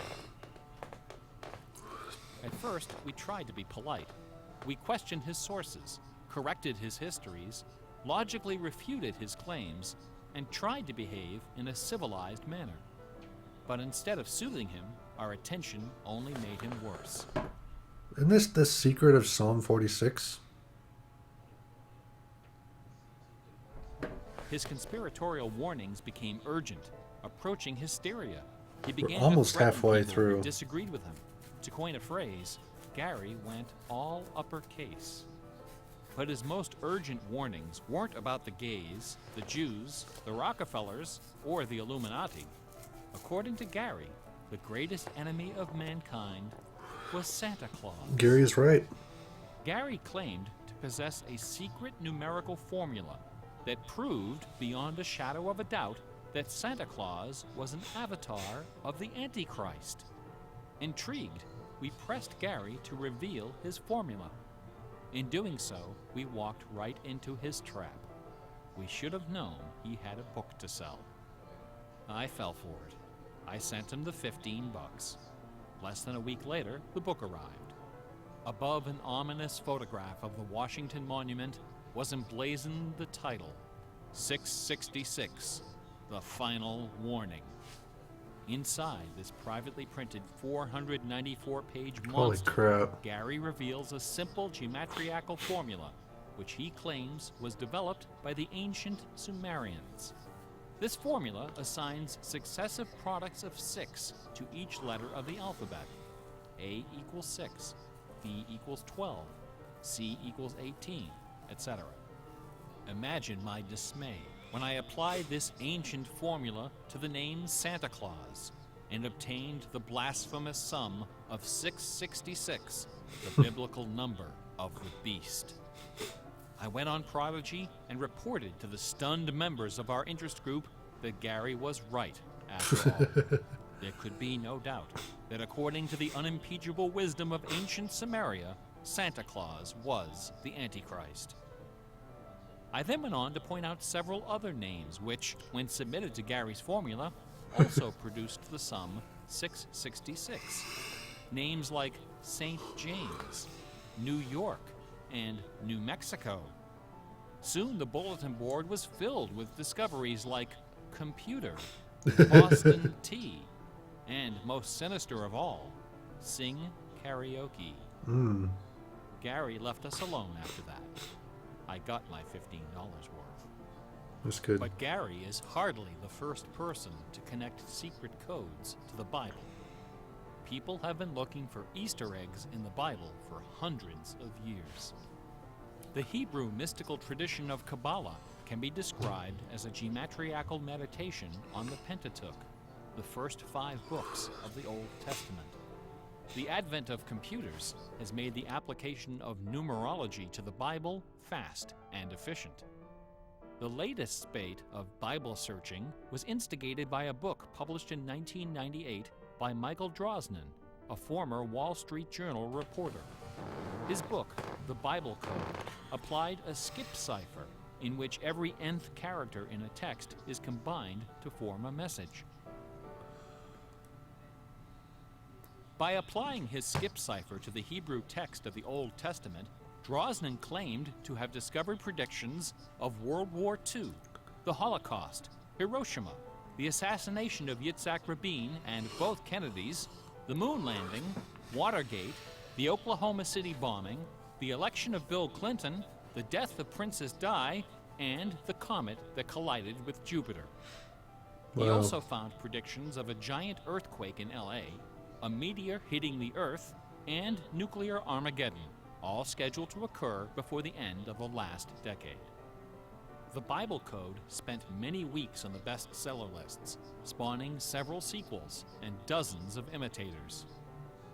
The Bible has certainly attracted its share of crackpots, but for the real hardcore egg hunters, nothing can rival the ingenuity, the tenacious scholarship, the stubborn zeal of those who seek the answer to the ultimate literary puzzle, a poisonous conundrum that has squandered fortunes, destroyed careers, and driven healthy, I wanna know what happened to intelligent scholars Masquerade. to the brink of madness and beyond. Finish your thought.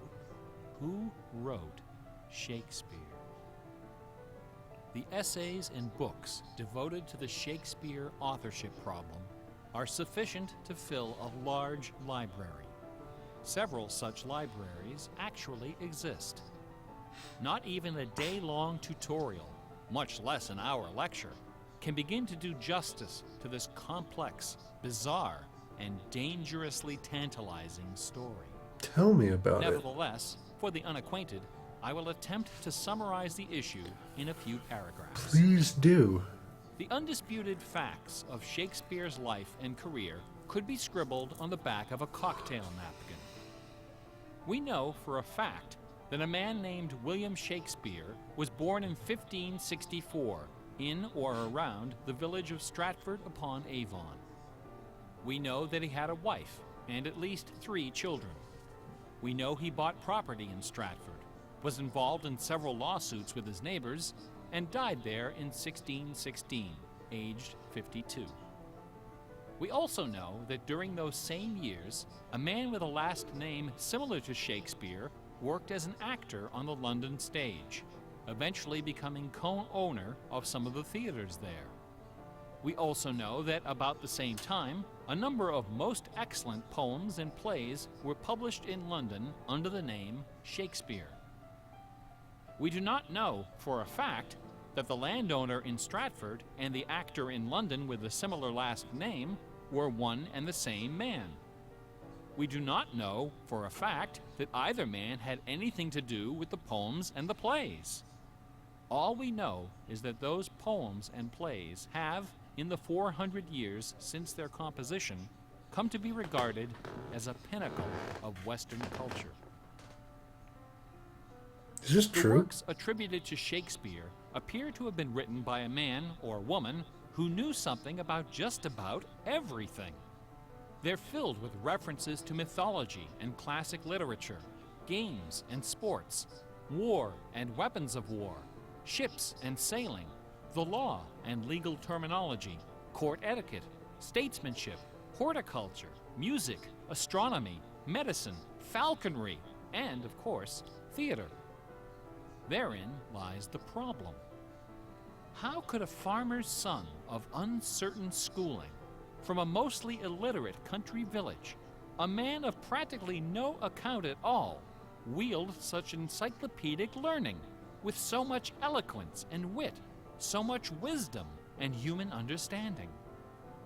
For the first 150 years, nobody questioned the traditional history of the bard. Then, in the late 18th century, Reverend James Wilmot, a distinguished scholar who lived just a few miles north of Stratford, decided to write a biography of the famous playwright. Dr. Wilmot believed that a man as well educated as Shakespeare must have owned a fairly extensive library, despite the fact that not a single book or manuscript is mentioned in his This is late Over the years, he 1500s. speculated, some of those books must have found their way into local collections. And so, Information the good isn't just at your Reverend Doctor fingertips. scoured the British countryside, taking inventory of literally every bookshelf within 50 miles of Stratford. Not a single book from the library of William Shakespeare was discovered.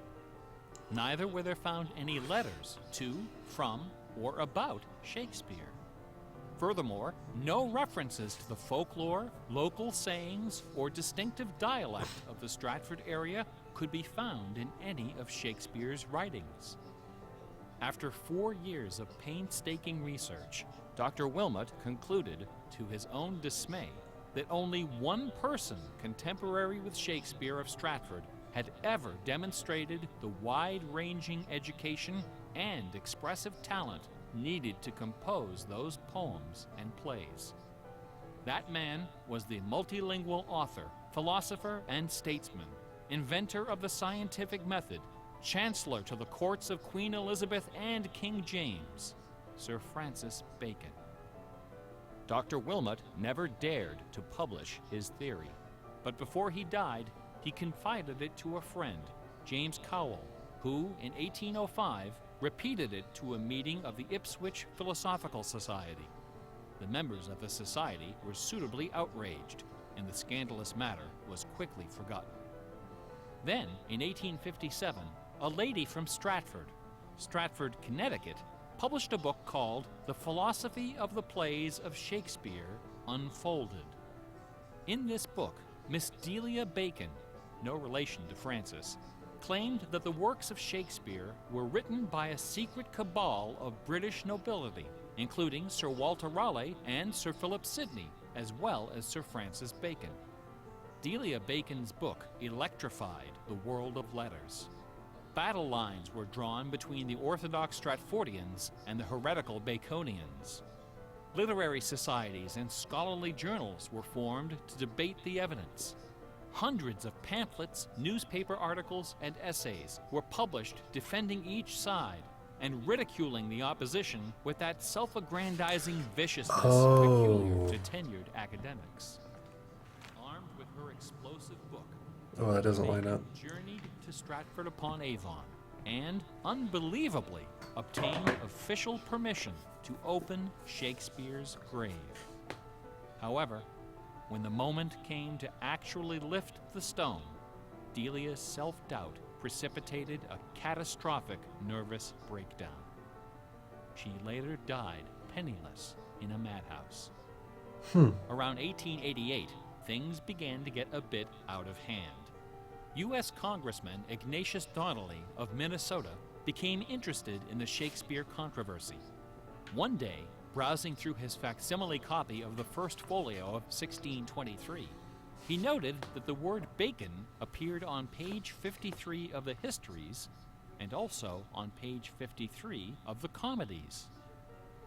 He also noted that Sir Francis Bacon had written extensively on the subject of cryptography. Donnelly began counting line and page numbers, adding and subtracting letters, drawing lines over sentences, circling words, and crossing them out. The result was a complex and virtually incomprehensible algorithm, which he claimed was invented by Bacon to hide secret messages inside the first folio.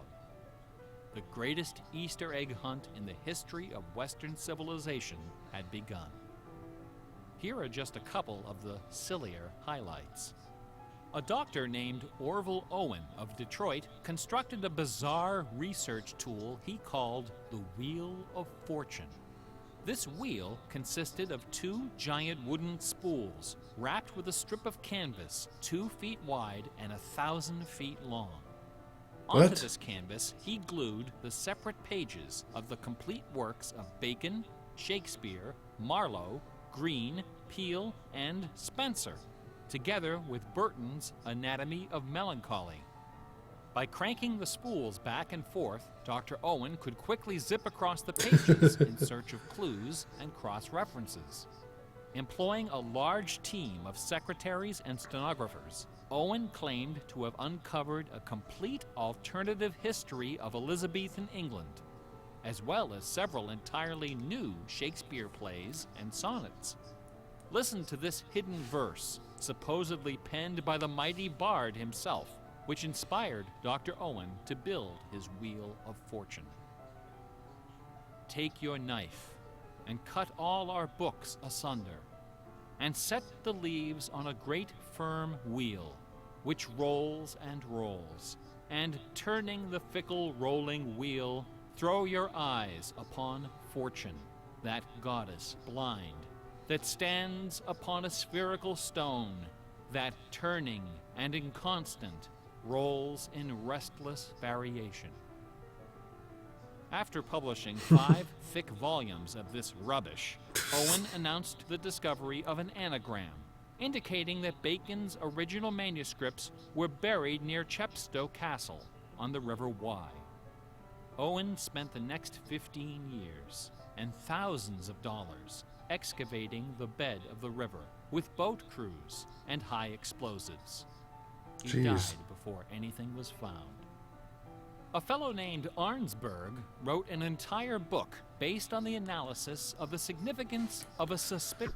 By the way, this video that's playing in the background has to be the longest obelisk icon ever. Like, imagine setting this thing up and holding down A and just doing it for like 20 minutes. This crack in the tomb of Bacon's mother. A ray of sanity finally appeared in 1957. To those familiar with the science of cryptology, the name William Friedman needs little introduction. During World War II, Colonel Friedman was the head of the U.S. Army's Cryptoanalytic Bureau. He is credited with cracking the Japanese Empire's most sensitive cipher. After the war, the colonel decided to apply his expertise to the study of the Shakespeare ciphers. He interviewed several of the experts in the field It must be and prepared fascinating a stuff. detailed scientific analysis, which he published under the title The Shakespeare Ciphers Examined. His conclusion? In a word, bunk. According to the standards of cryptologic science, not one of the hidden messages purportedly discovered in Shakespeare's works was plausible. The rules used to extract these messages from the texts were non-rigorous, wildly subjective, and unrepeatable by anyone except the original decipherer. The people involved were not being dishonest. They were channeling their preconceptions. Yeah. They were trapped in a labyrinth of delusion, mining order from chaos. Anglers in a lake of darkness. Lear, Act 3, Scene 6. You would think that Friedman's cold and ruthless exposure would be enough to silence the heretics once and for all. Not a chance. The books and TV specials and websites and conferences and doctoral dissertations keep right on coming. I should point out that the Shakespeare authorship issue is not only the preoccupation of cranks and weirdos. A substantial number of respected authors and Shakespeareans have expressed serious doubts about the traditional origin of the plays. The list includes Nathaniel Hawthorne, Ralph Waldo Emerson, Orson Walt Whitman, Welles. Henry James, Sam Clemens, Sam Sigmund Clemens. Freud, Orson Welles, and Sir John Gielgud. Wow.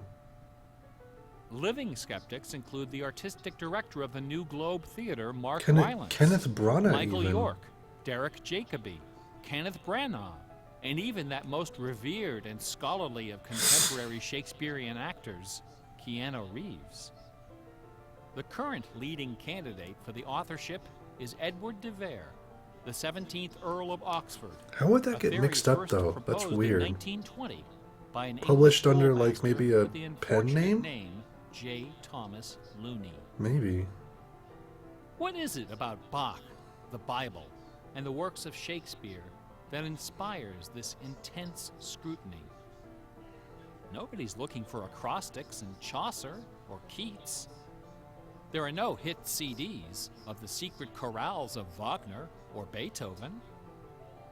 For the answer, we need to recognize the unique roles which the Bible and Shakespeare have played in the development of Western culture. No other single work of literature has influenced modern English more than the translation of the Holy Bible published in 1611 under the auspices of King James I. The King James Bible exemplifies the meaning of the word classic. It has been called the noblest monument of English prose, the very greatest achievement of the English language. It has served as an inspiration for generations of poets, dramatists, musicians, politicians, and orators. Countless people have learned to read by repeating the phrases in this, the only book their family possessed. Our constitutions and our laws have been profoundly shaped by its cadences and imagery. But even the glory of the King James Bible, compiled by a committee of 46 editors over the course of a decade, pales before the dazzling legacy of the Swan of Avon.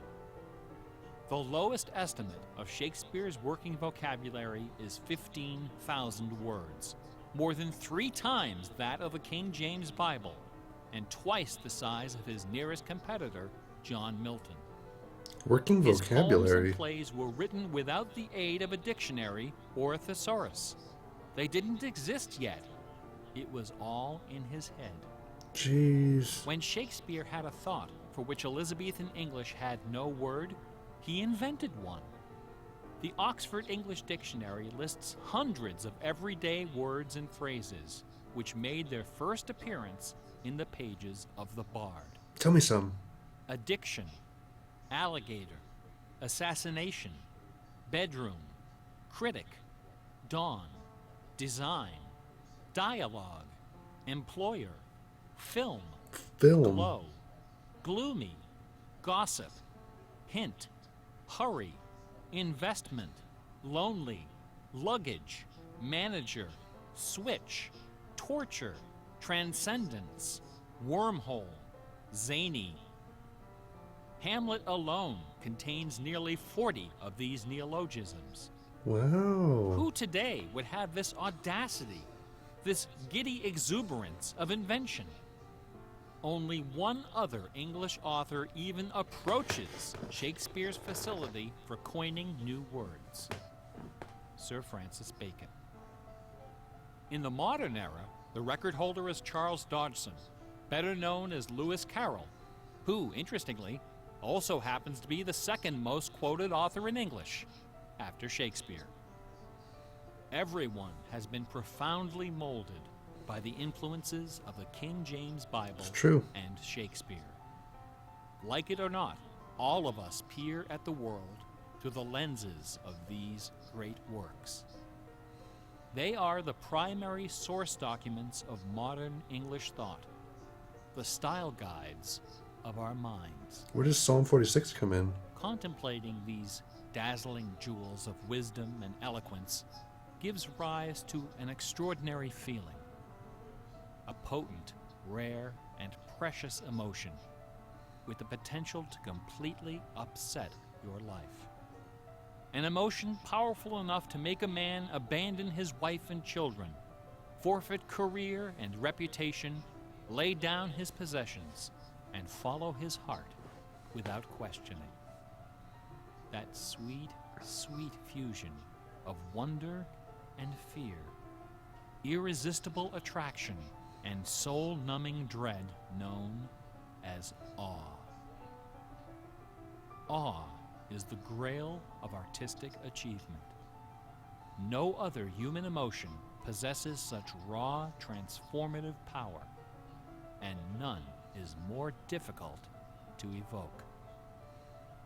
Few and far between are the works of man that qualify as truly awesome. It is awe that convinces a rabbi to spend a lifetime decoding Yahweh from the Pentateuch. Awe that sends millions of visitors each year to the pyramids of Giza, Guadalupe, and Mecca. It was awe that drove poor Delia Bacon to her doom. Now, please don't come away from this lecture thinking that the key to awesome game design is the installation of Easter eggs. Ordinary games with their contrived Easter eggs and cheat codes are like the Battery of the Month Club. You have to trudge down to the back of the store to get what you really came for. If superpower is what people really want, why not just give it to them? Is our imagination so impoverished that we have to resort to marketing gimmicks to keep players interested in our games? Awesome things don't hold anything back. Awesome things are rich and generous. The treasure is right there. One afternoon, I was sitting alone behind the counter at that old Radio Shack store. My boss had stepped out for some reason. An elderly woman walked through the front door. Like most of our customers, she was shabbily dressed, probably on a fixed income. I assumed she was there for her free battery, but instead, she placed a portable radio on the counter. This little radio came from the days when they boasted about the number of transistors inside on the case. It was completely wrapped in dirty white medical tape. The woman looked at me and asked, "Can you fix this?" Slowly, I unwrapped the medical tape, peeling away the layers until the back cover of the radio fell off, accompanied by a cloud of red dust.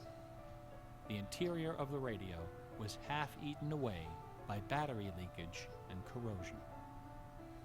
I looked at the radio. I looked at the old woman. I looked back at the radio.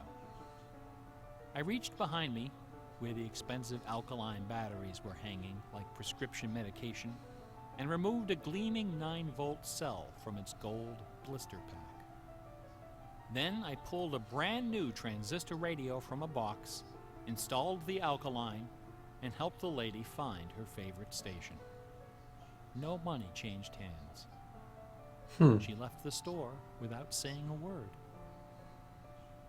Awesome things are kind of like that.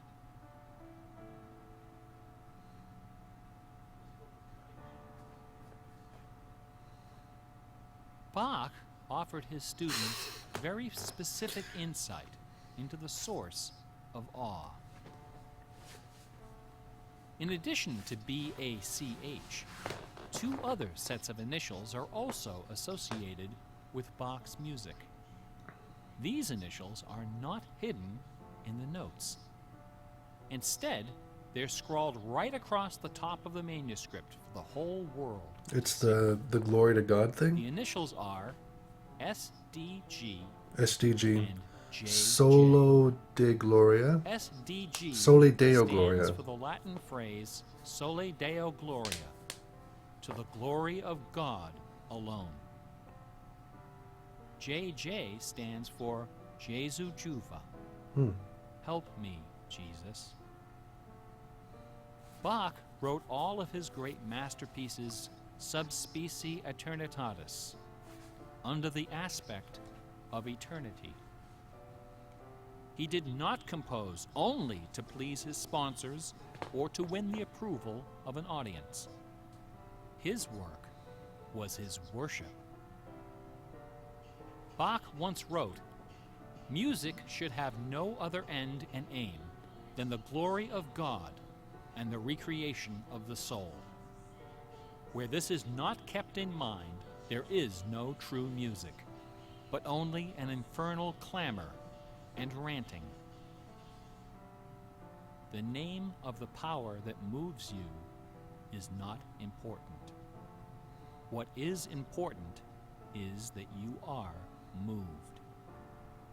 Awe is the foundation of religion. No other motivation can free you from the limits of personal achievement. Nothing else can teach you the art of flight. Computer games are barely 40 years old. Only a few words in our basic vocabulary have been established.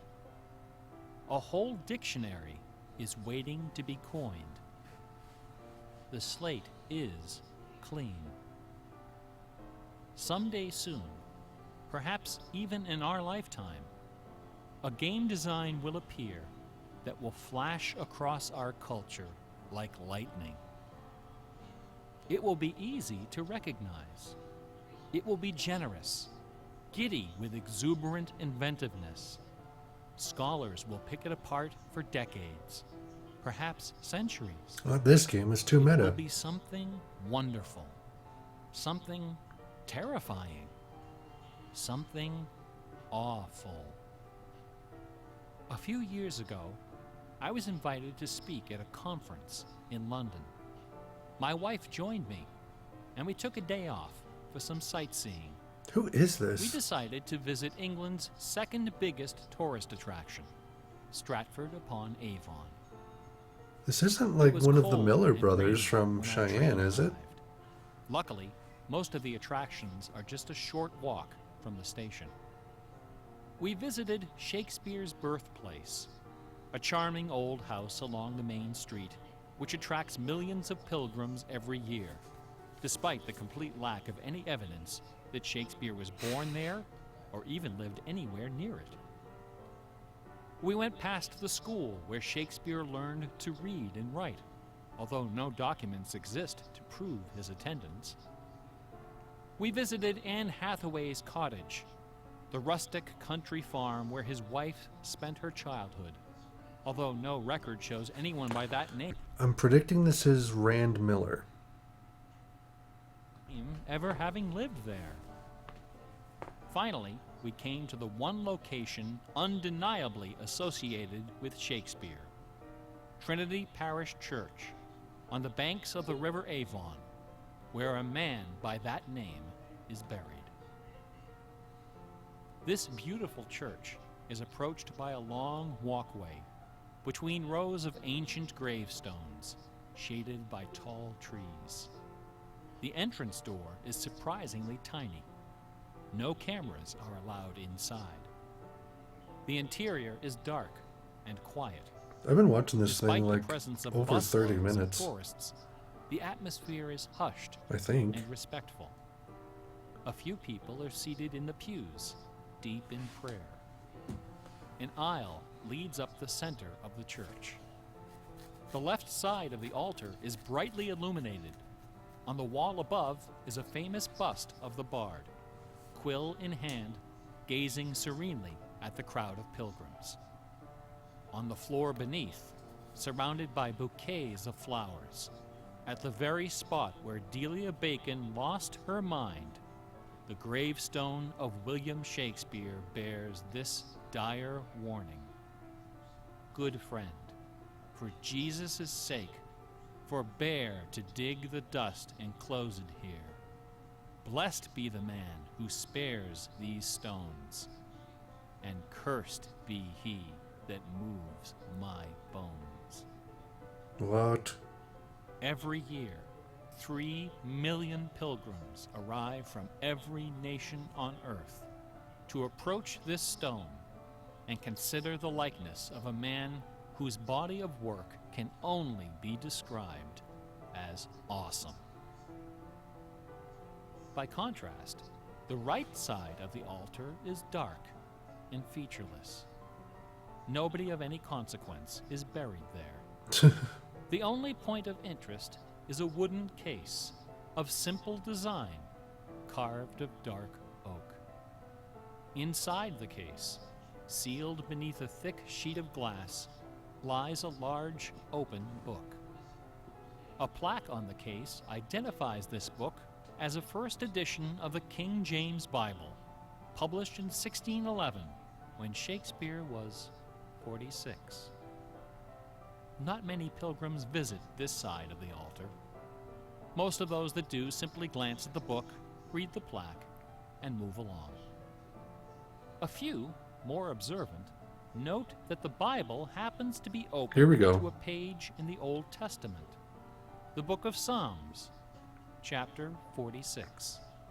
What have we No here? explanation is given for this particular choice of pages. For the initiated, none is necessary. If you are of inquisitive bent, if you are intrigued by English history and literature, if you value your peace of mind, cover your ears now. Here we go. In the year 1900, a scholar noticed something about the King James translation of Psalm 46. Something terrifying, something wonderful. The 46th word from the beginning of Psalm 46 is shake. The 46th word from the end is spear. No. There are only two No. possibilities here. Either this is the finest coincidence ever recorded in the history of world literature, or it is not. The Earth revolves around only one sun and has only one moon. The moon happens to be 400 times smaller. I don't than have the a sun. King James Bible here. The sun Otherwise, happens to I'd be check that. 400 times farther away. And the apparent paths of the moon and sun in our sky happen to intersect exactly twice every month. Which means that every now and then, at long yet precisely predictable intervals, the lunar disk slips across the face of the sun and just barely conceals it for a few wonderful, terrible minutes. A fine coincidence, no?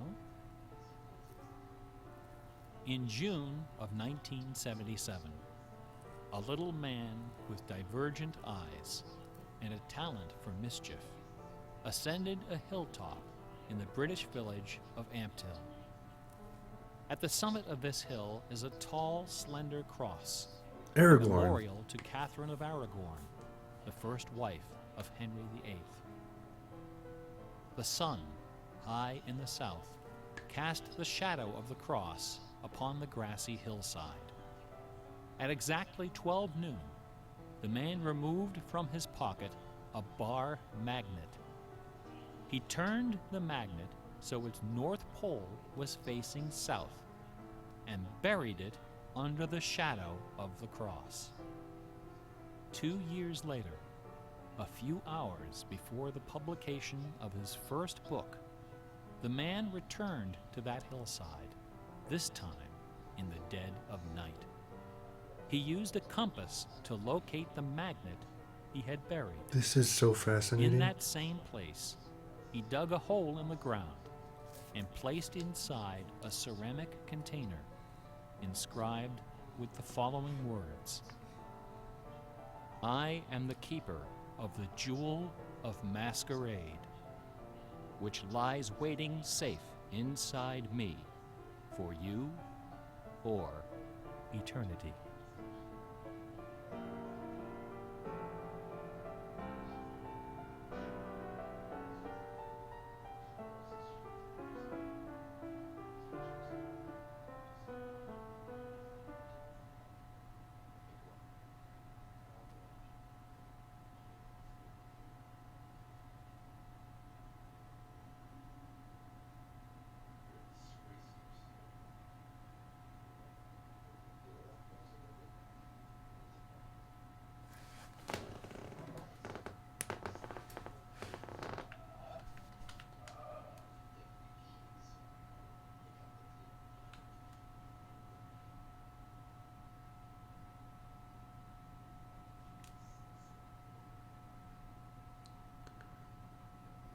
Presented. Music. Narration recorded by Bruce. Brian Moriarty. Copyright 2002-2016. Brian Moriarty.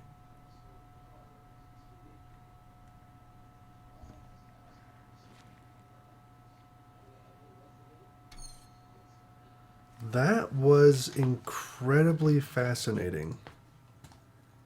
Holy crap.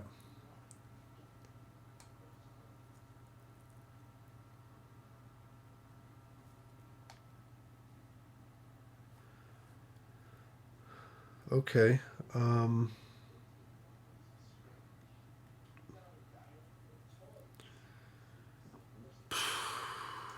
Well, that didn't finish the game. It just brought me to an extra thing.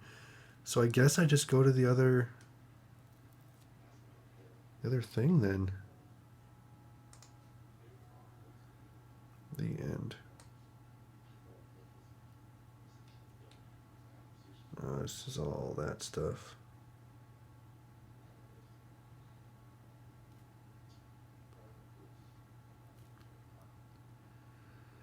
All right, well,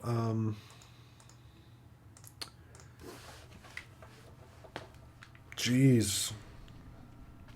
Yeah, that's going to resonate in my head for a long time. Okay, so,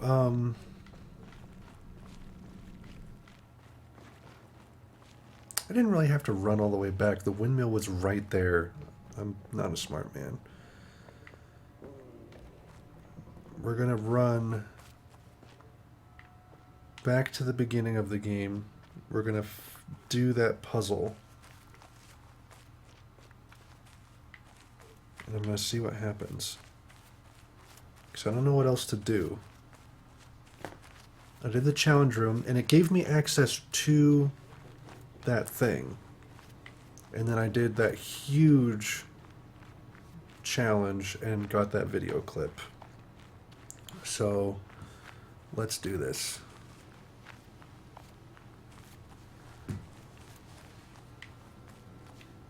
All right. So let's see, we need... Is that one right there?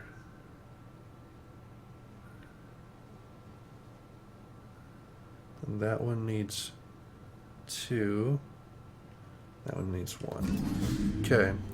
So like I said, that turns it back on, and then we use the sun.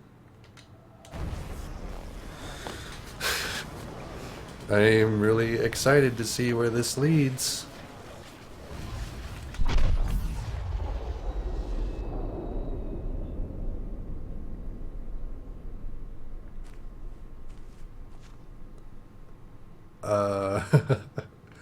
It's the symbol. Holy crap, you can do this immediately when you play the game. Imagine if... I want to know if there's just been one person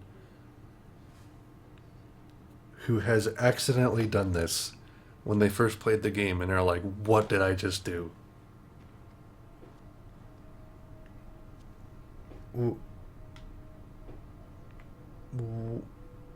Is this like a... It's like a resort.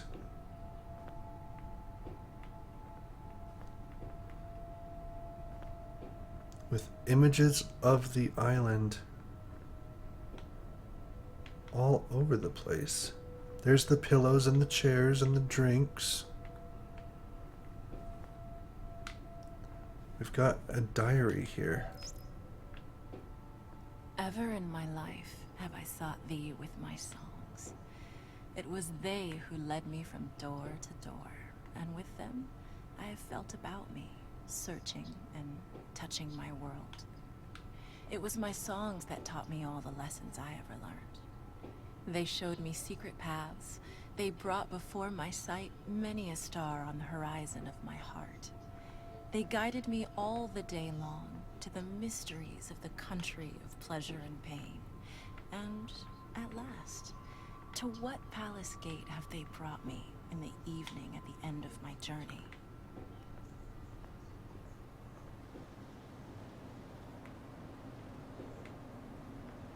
What the What? What the heck?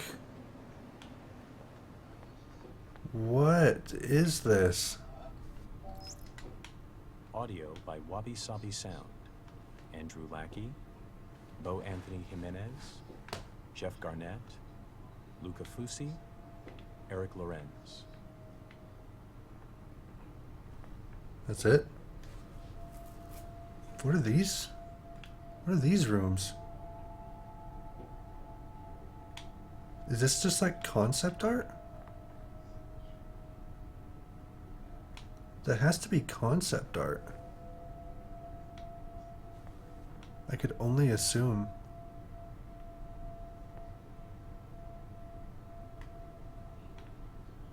What is this? I am so intrigued right now. Towels. This is really nice looking. But what? The core development team of The Witness was comprised more or less Is this credits? design and generally steering the ship, Jonathan Blow. Programming, Ignacio Castaño, Salvador Belmurciano, Andrew Smith. Modeling and texturing, Luis Antonio, Orshi Spaniel, Eric A. Anderson. There's a good amount of people on this. Okay. What's up here then?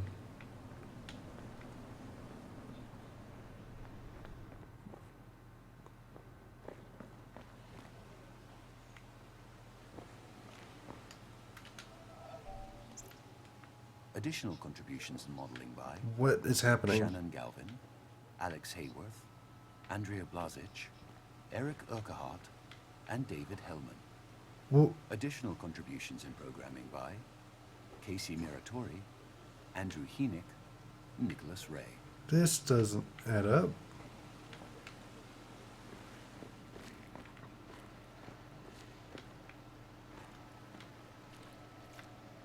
Hey guys.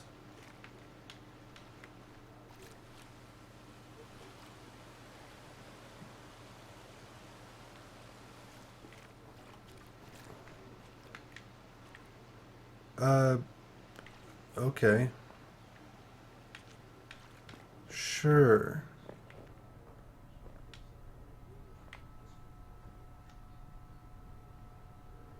This is just like some weird, like, credits scene.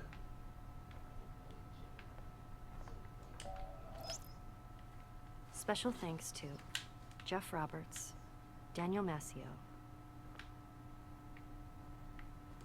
There had better be a freaking good, conclusive ending to this. Wow. Now I'm all the way... What? This is weird. This is some clever bullcrap right here, man. I want to see what that thing says. TV screens are broken. Yeah.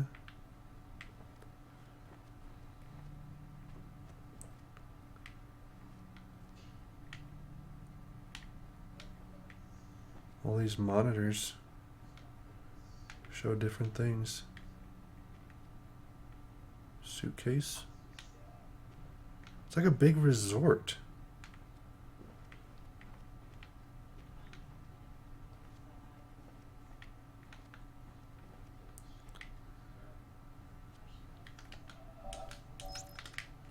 Special thanks to our friends at Sony. Nick Sutner, Adam Boyes, Justin Massengill, Alessandro Bavenzi.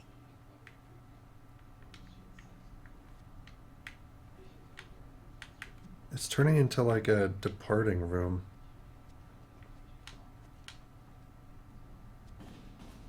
What? Where am I going?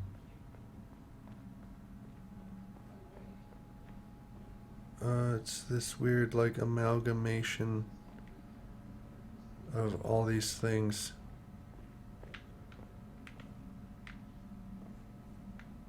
What is that?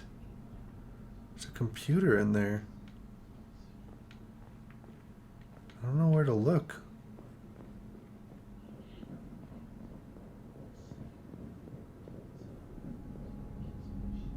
Whoa. Oh my gosh.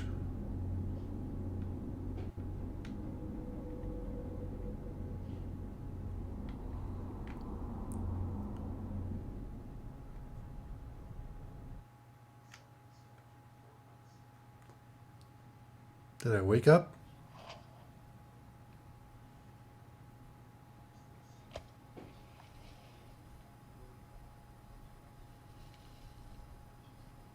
I'm waking up.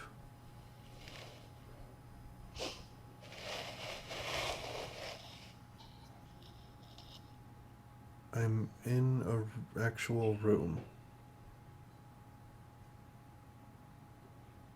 It's their studio. Is this like a freaking joke ending?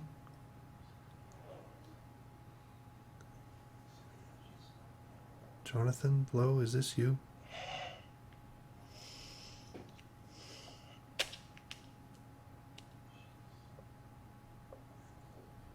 Were you plugged into the game?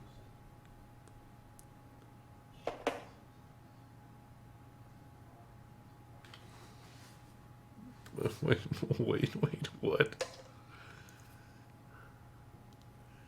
You have this huge thing on your head.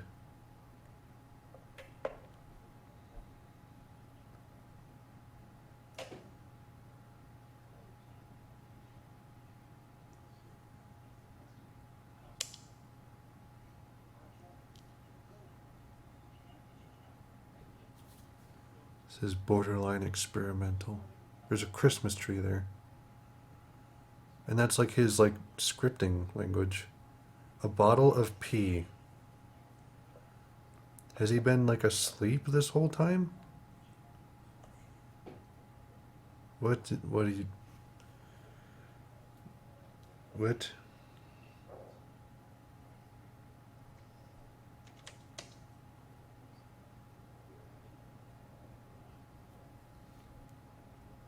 Jonathan, what are you doing?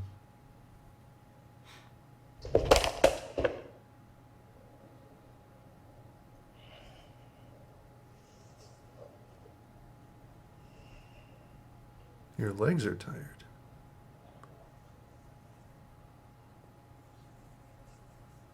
You've come out of a dream.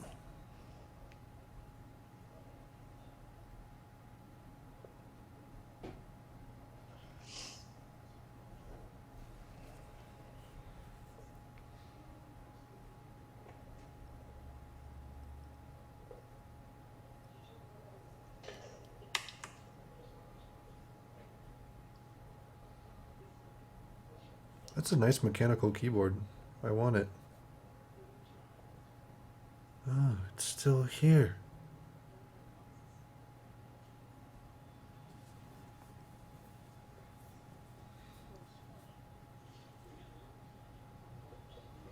I have a feeling I'm going to be extremely confused in a moment when like a black screen comes up. What is that? The mechanical something, mechanical universe and beyond.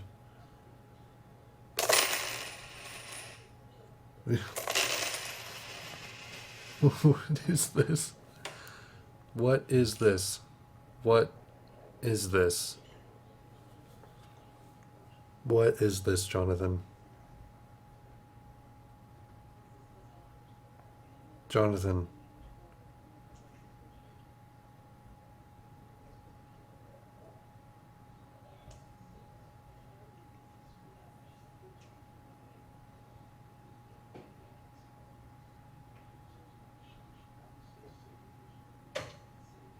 Gotta go to the bathroom?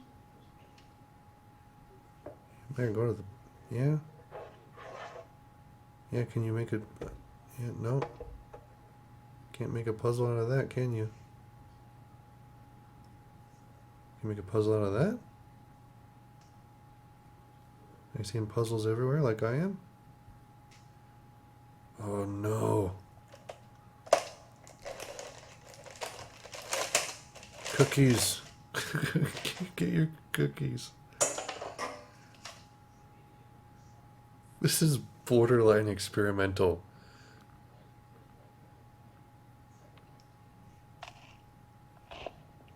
Did he throw away the one that had the broken thing? Jonathan, what are you doing? What is this? What am I watching?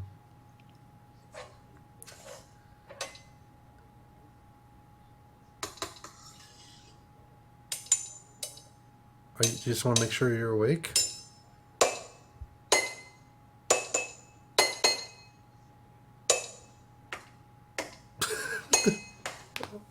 What the heck is going on? What are you doing? What are you doing? End. No?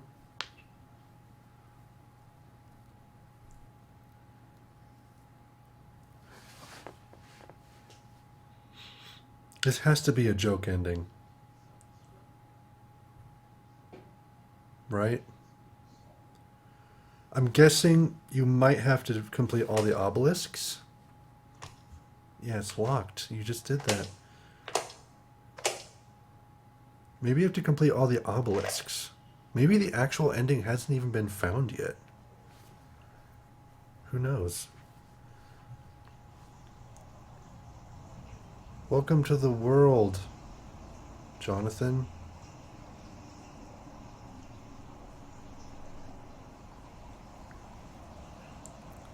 What? Are you... Yeah, it's a puzzle. Can you do it? Can you follow these puzzles anywhere? There's one, you see it? Can you do it?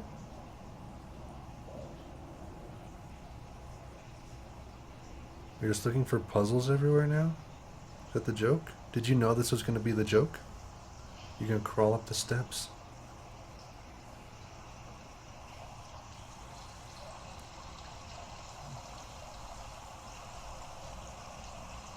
Jonathan, what? Yeah. You got it, buddy. You got it. You're figuring it out. I think. Where are you? Is this where you sleep? Your sacrificial lay down place?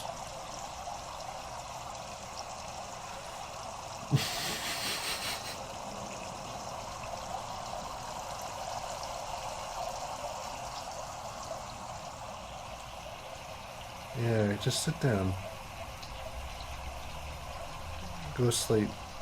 You going to sleep? Gonna go to sleep again?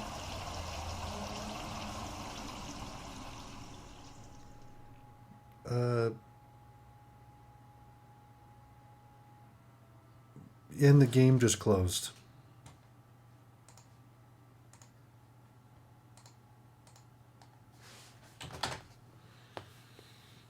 I'm sorry.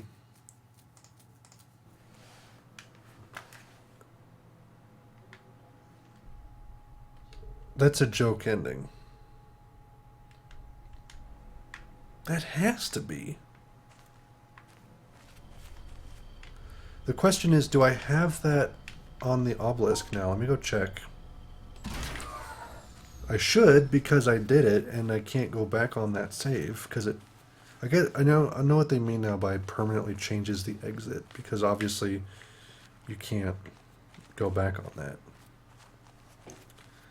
I don't know, maybe there's an ending with all the obelisk icons, maybe there's an ending with all the puzzles solved.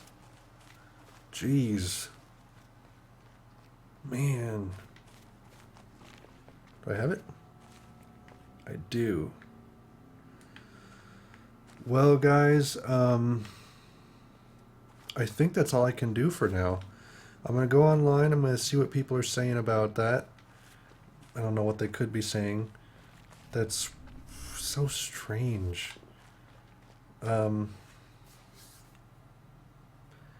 Yeah, I might come back to this and make more videos, like maybe once I get obelisks done.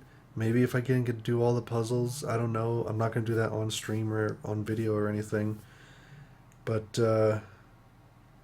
that's weird. That's strange.